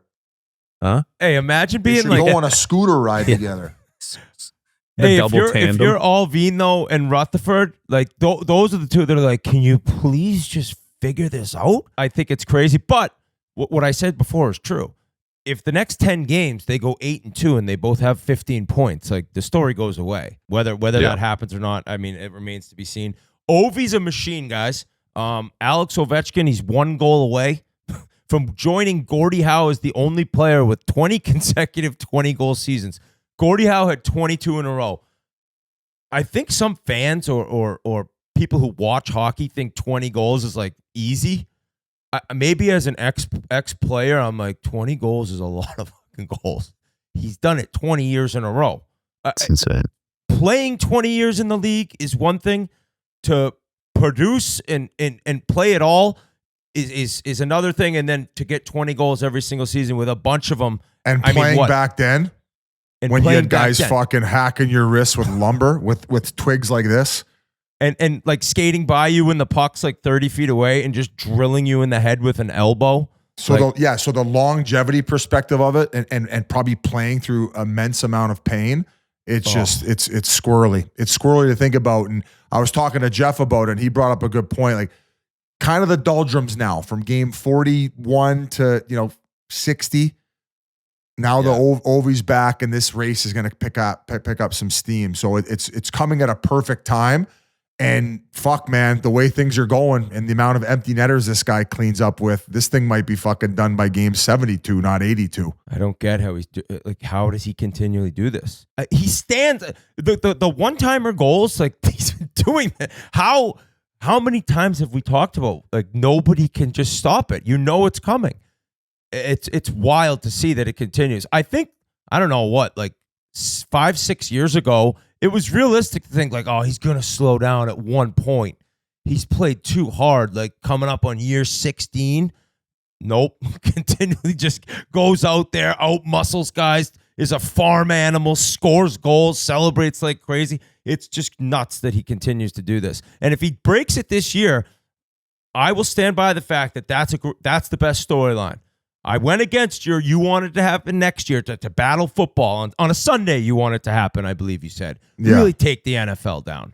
So Ovi's just ripping That's when next year's Winter Classic is. It's the day of the Super Bowl in Washington to celebrate his greatness and achievement. Mario's going to be there. Wayne's going to be there. Same start time too. We're going to get Tenfei to sing the halftime show. It might be torn. I knew I'd get a chuckle out of you guys. That's all I got. The Bruins, they signed Mark Kastelik to a 3-year contract extension. 1.56. Yeah, 1.567. G loves the deal. Biz, you love the deal. I mean, he personally guaranteed it with his Bruins. own fucking money. I love it just for the pure fact that you can now trade Trent Frederick. I think Trent Frederick comes extremely expendable. Mark Kastelik is younger. He's done absolutely everything that you've asked Trent Frederick to do, but Kastelik's done it better this season. Frederick's been virtually invisible. So maybe having to be relied upon less in the fighting department can potentially help Frederick evolve. But I agree with what you're saying. Like I would love to see a lot more spiciness to his game that we're seeing in how do you pronounce his last name? Kastelik. And I love Frederick, and I think it would be awesome for the Bruins to re-sign him, but it doesn't sound like they're anywhere close. And a playoff team would love to add a guy like Trent Frederick right before a playoff run. So I don't know. I love the deal, but I think it could be time to part ways with Frederick. Wow. I mean, he's bang on with everything that he says on his podcast. I don't think he's missed this year. He probably knows the fucking trade right now. He got Monty fired, dude. He's a bad guy. He's a bad Bruins fan. Gee, I mean, Frederick had 17 goals 2 years ago, 18 last year. I mean, yes, he's only has 6 through 42 games this year. But it's just like I said with Monty. If you're not close, then you got to get rid of him. I feel like they do they're not this even with close, all their guys because they're such cheap fucks. Didn't this happen with Jake DeBrusk too? They just drag it out. Like fucking Bruins are like headline hog drama queens, man. I'm fucking done with the Bruins. Is anyone shocked Jeremy Jacobs is a cheap fuck? Like, wasn't he the reason for the NHL lockout? Just fucking throw another 200 seats in the arena and sign Frederick for fuck's sakes. That's what I'm saying. But if they can't come to close to a deal by March, send him off. Oh yeah, they're just dragging it out. What do you think Frederick's asking? I think Frederick 4.5, 5 mil. I think before this year, he's probably asking for a lot more. This year has been tough for him. But 17 goals, 18 goals. I mean, he can fight. That's a 4.5, 5 mil player. Yeah, I agree. Yeah, I think he's a 4.5, 5 year mil player. But the Bruins aren't going to pay him that. That's the issue. Right. Yeah, that's a good. Is he 4.5? Yeah, the last 2 years, no doubt. Tough to have a year like this right now, but he can also turn it around. Great guy. Played golf with him this summer. Awesome dude. So I do love the way he plays. Yeah, I mean the Bruins they do really every fucking time shrivel the everyone. Hogs. By the way, I was told the Bruins were the and fact check this for me. The Bruins were the only NHL team that didn't have one player playing in the World Juniors. Yeah, yeah, that's correct. I mean, come on, Don Sweeney, what are we doing here? That's not great. Bring up that draft, the three first rounders. That's what everybody always goes back to is how dog shit their drafting and developing has been since like this regime has taken over. That's tough. Not one guy. No, and if you're parting ways, if you're going to part ways with Don Sweeney at the end of the season, which there are rumors that could happen, don't know if it will, but if you do part ways with Don Sweeney at the end of the season, how do you let him handle this trade deadline? Do you know what I mean? Who's the new Bruins GM? He'll be like this bartender at the greatest bar, Rick. He's a solid dude.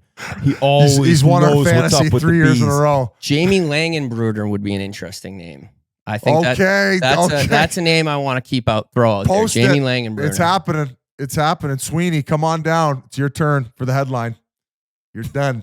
We got to remember this also, like in the future, if it doesn't happen, because we can't just have this appearing if that actually went down. He's clipping at 75% this year. I'd say at least. True. How about Keith, your boy, Frankie Vetrano from Springfield? Leonard's going to get that Springfield tattoo, by the way, soon. If people don't remember, Keith, is it the skyline of Springfield, Massachusetts that the guys from Springfield who've played in the NHL all have? Yeah, and it is not a great skyline. It's like the Welland skyline. Welland's got a couple nice bridges there because we have the straight canal for the regatta. So it's actually not a bad skyline.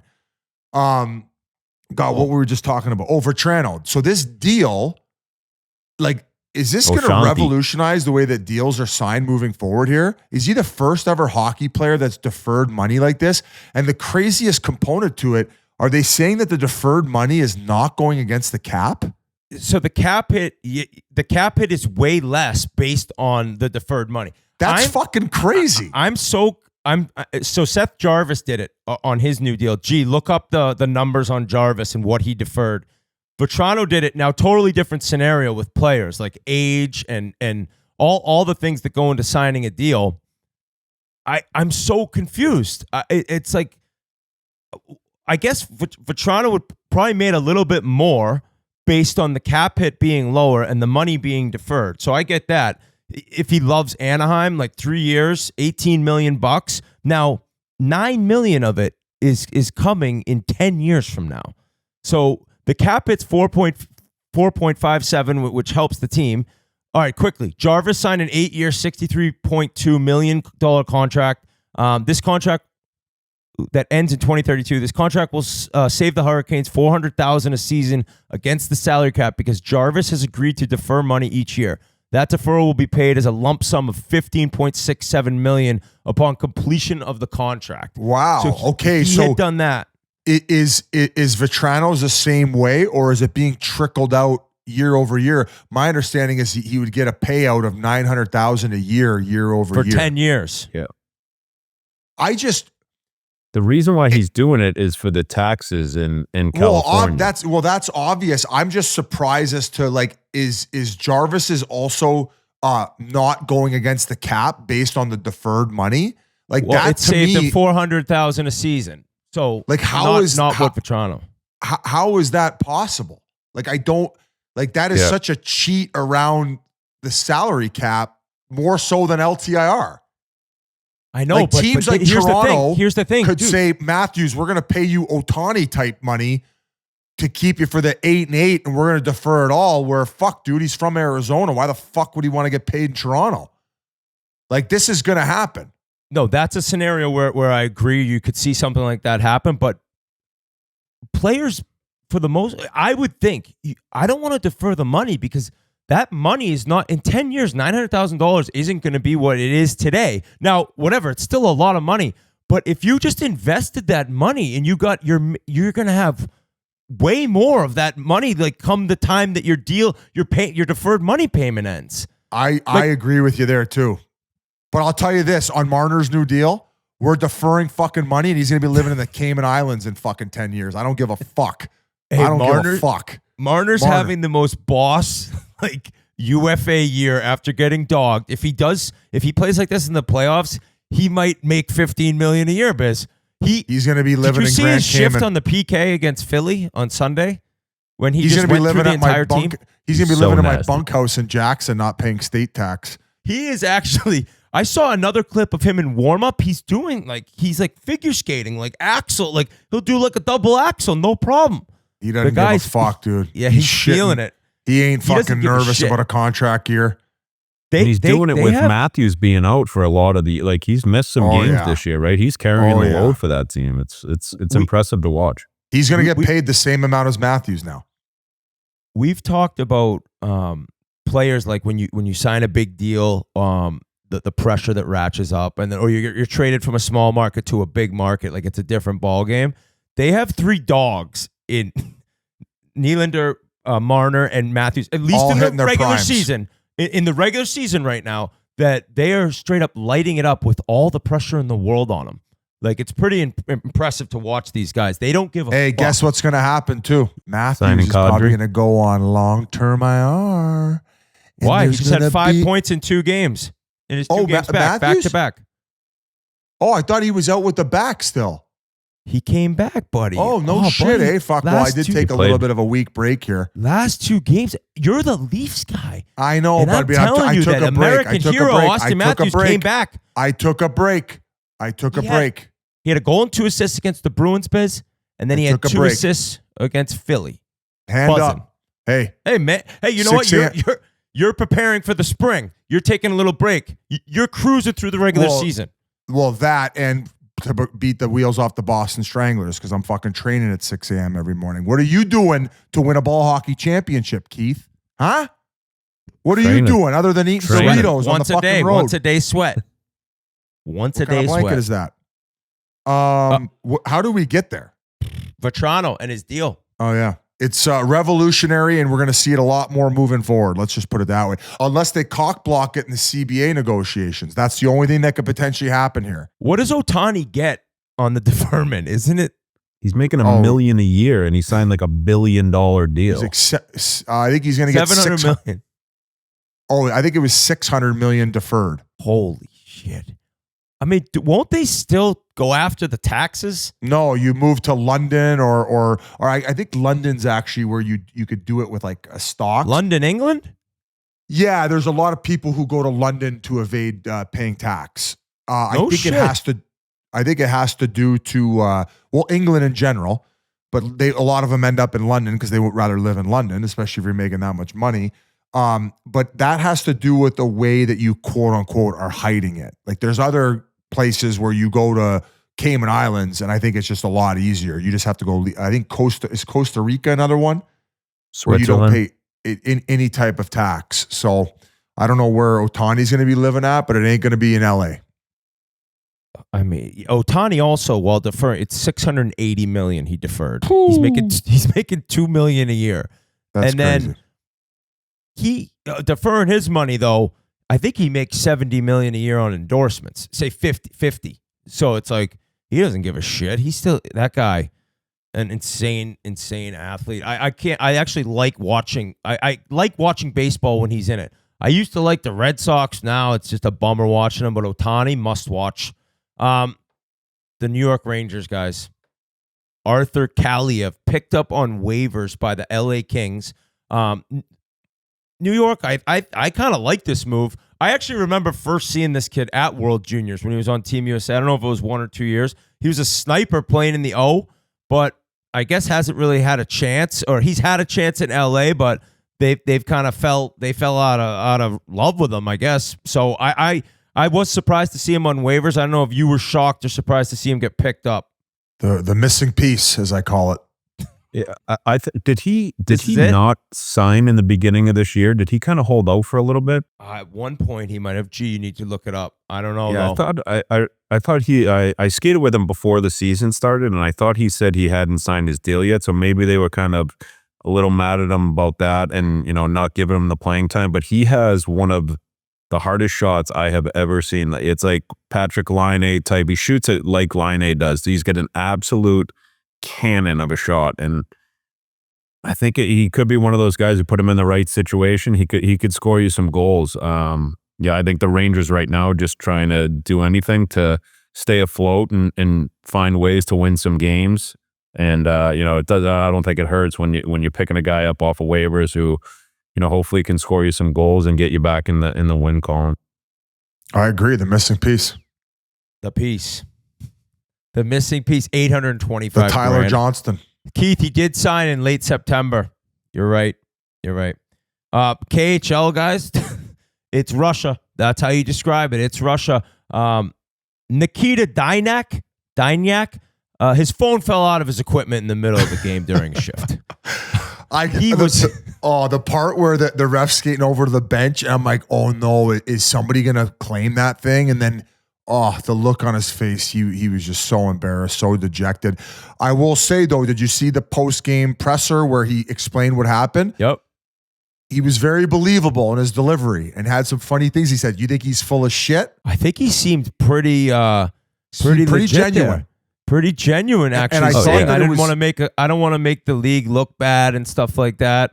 I thought that he went from being funny about it to then saying, hey, this league is not a joke. I'm not trying to treat it as such. I hope that the higher ups have leniency on me based on he thinks he'll probably get suspended or at least fined from the whole ordeal. But just a crazy situation. Then we got Merles chiming in the group text saying that he thinks he played with a guy who was dealing with a breakup, and he brought his phone on the bench during the game where he was kind of going back and forth trying to salvage the relationship.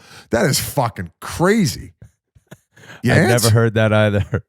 I swear to God, I used to see you on the bench setting up parties for after the game. Yeah, well, that was part of my job. But the coach knew. He let you do it. That was part of my job. I was tweeting I was allowed to tweet in the third because I could untie my skates because I knew I wasn't getting a shift. Live from the bench, Biz Nasty. I think it's unbelievable. The way, where's the spot tonight? If that was my phone and it fell out of my pocket and the ref's skating by, I would have grabbed it and thrown it in the stands and been like, who the fuck has their phone out here? And been like, hopefully they don't look at the back screen and see my family. Oh my God, that would have been imagine Michelle Therrien if your phone fell in the middle of a game. I think you're possibly suspended. Keith, you were telling me earlier, Biz, I don't know if you've ever told me this, that the John Scott year of him being voted into the All-Star game and then the story came from it, that was happening for you prior to that at one point?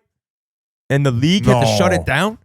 Yeah, remember they were voting? Yeah, because you could vote in. They had the fan vote, and you were at the top. And I don't know if it was. I don't remember that. No, no. I don't know. Maybe I think just that I was it. getting some sympathy votes. I'm sure, and people were trying to make a joke of it.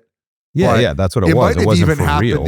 I think it might have even been the year after that all happened. No. And I was like, no, we're not doing this again kind of thing. So no, that never happened. I think what he's meant is I was a 2-time ECHL All-Star, baby. Back to back. I was a point per game defenseman. Looking like Cale Makar out there on the ECHL ice, much like you saw on the ice with Connor Bedard at the Winter Classic. That's what Keith Yandel was talking about. The same guy who's going to show up to Boston at the Chiclets Cup and light your ass up, boy. Are you ready for this? It ain't going to happen because you're coming on my soil You're already fucking scared. I'm Texting going me to on reverse fucking World Junior, you bitch. You came on fucking Canadian soil and take a World Junior from us? You take a World Junior from us on our turf? I'm coming back for vengeance, bitch. Chiclets Cup, I'm coming for you, Keith. Watch your neck, motherfucker.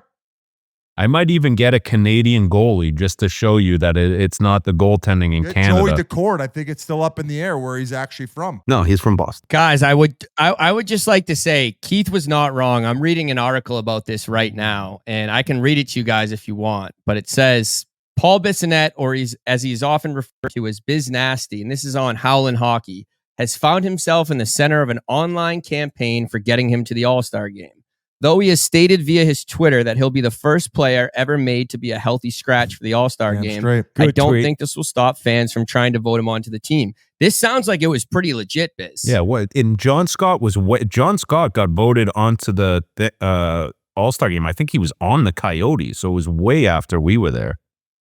This was 2010, so we were doing Chiclets when John Scott was voted onto the All-Star game. So this was 5 years ago. Well, maybe Bettman came in, and he's like, no.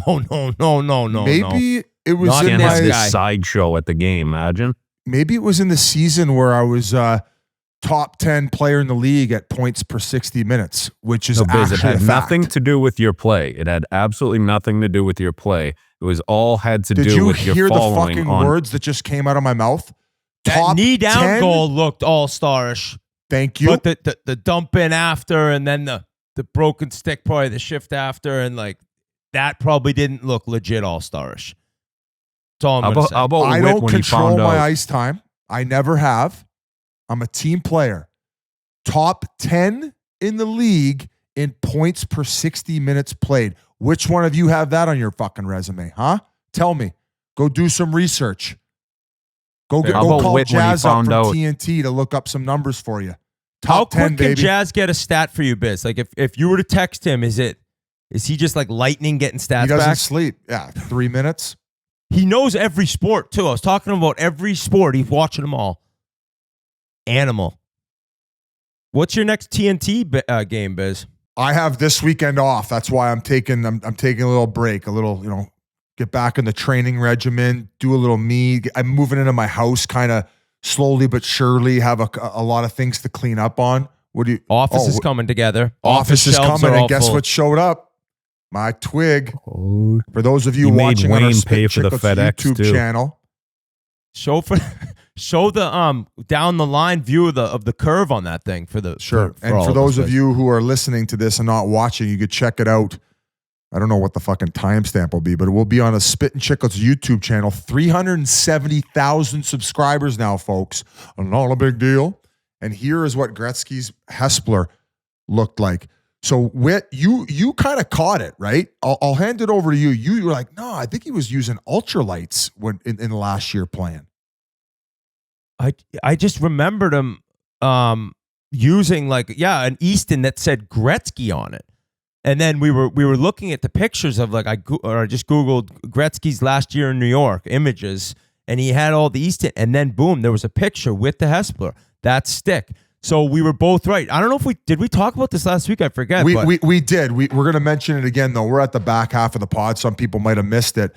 But he purchased the company Hespler, and on his last game on Canadian soil, which was in Ottawa, he used 8 different twigs that he taped up and had as artifacts. And Wayne was great, nice enough to surprise me with one at the live show. Now I'm going to hang it up behind me, and then this is what else I have getting hung up underneath it.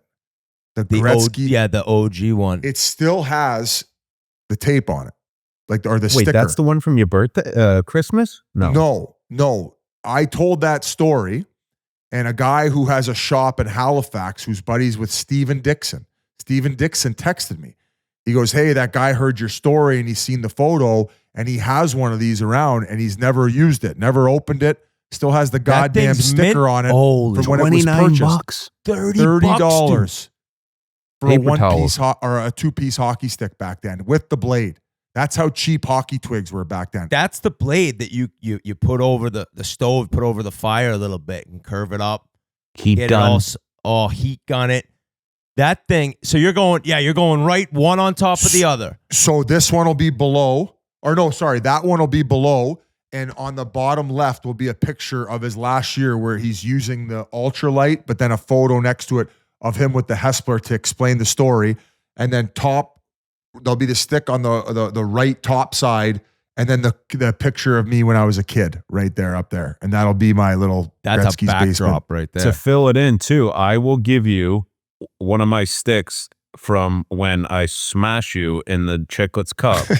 The stick that I used to beat you, I will personally sign it and give it to you, and you can put it right next to that Wayne Gretzky stick. Buddy, I'm going to be bringing this wood one, and you're going to be fucking leaving there with no front teeth. That thing will be gone from. That thing will be gone from and sold in 3 minutes at this Chiclets Cup in Boston. Oh yeah, 3 minutes max. I'm actually selling it for George St. Pierre to come down to put some of your teammates in arm bars and neck bars. How do we get in touch with George St. Pierre before we go to Montreal for Four Nations? Maybe your Sugar I'll shoot Sean him a guy DM. has some sort of you chatted with him. Maybe we could do one of those training videos, those fighting. You have to do a fighting training. I'll be the video ref. with us. I'll be the ref. I'll be the ref. With Kettlebell Cal, we'll do a full 3-hour workout. You're gonna start Boys, those I don't baby have workouts. much else. I don't know what else was in the outline. No. The last thing's it's kind of tough news, but we want to shout out somebody in the hockey world that's going through a lot.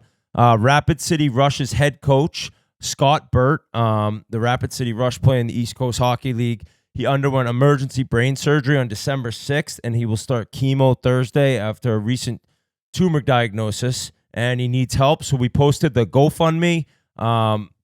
Just kind of really tough news to see within the hockey world. And if you want to, help out, there's a way to do that. Cancer is the fucking worst, and everyone knows that. And right now, a person in our world's hurting. So just wanted to bring up his name and wish him the best. And kind of a tough way to end the show, but we're thinking of him. And I don't know if you guys had anything else. Yeah, to piggyback that with another brutal email we got today from Dave Portnoy regarding a Barstool employee as well. I can jump in here and talk about Stanko. I worked a lot with him, and behind the scenes, he's a guy who he helped us out a ton. At every stream we do, he's there. He's part of the most hardworking team at Barstool Sports, which is the control room guys. Every late night stream, every football game, every Sunday, these guys, they're always in the control room, always making sure we get on air. So Stanko was always a lot of those Bruins playoff streams we were doing at the Barstool office in New York.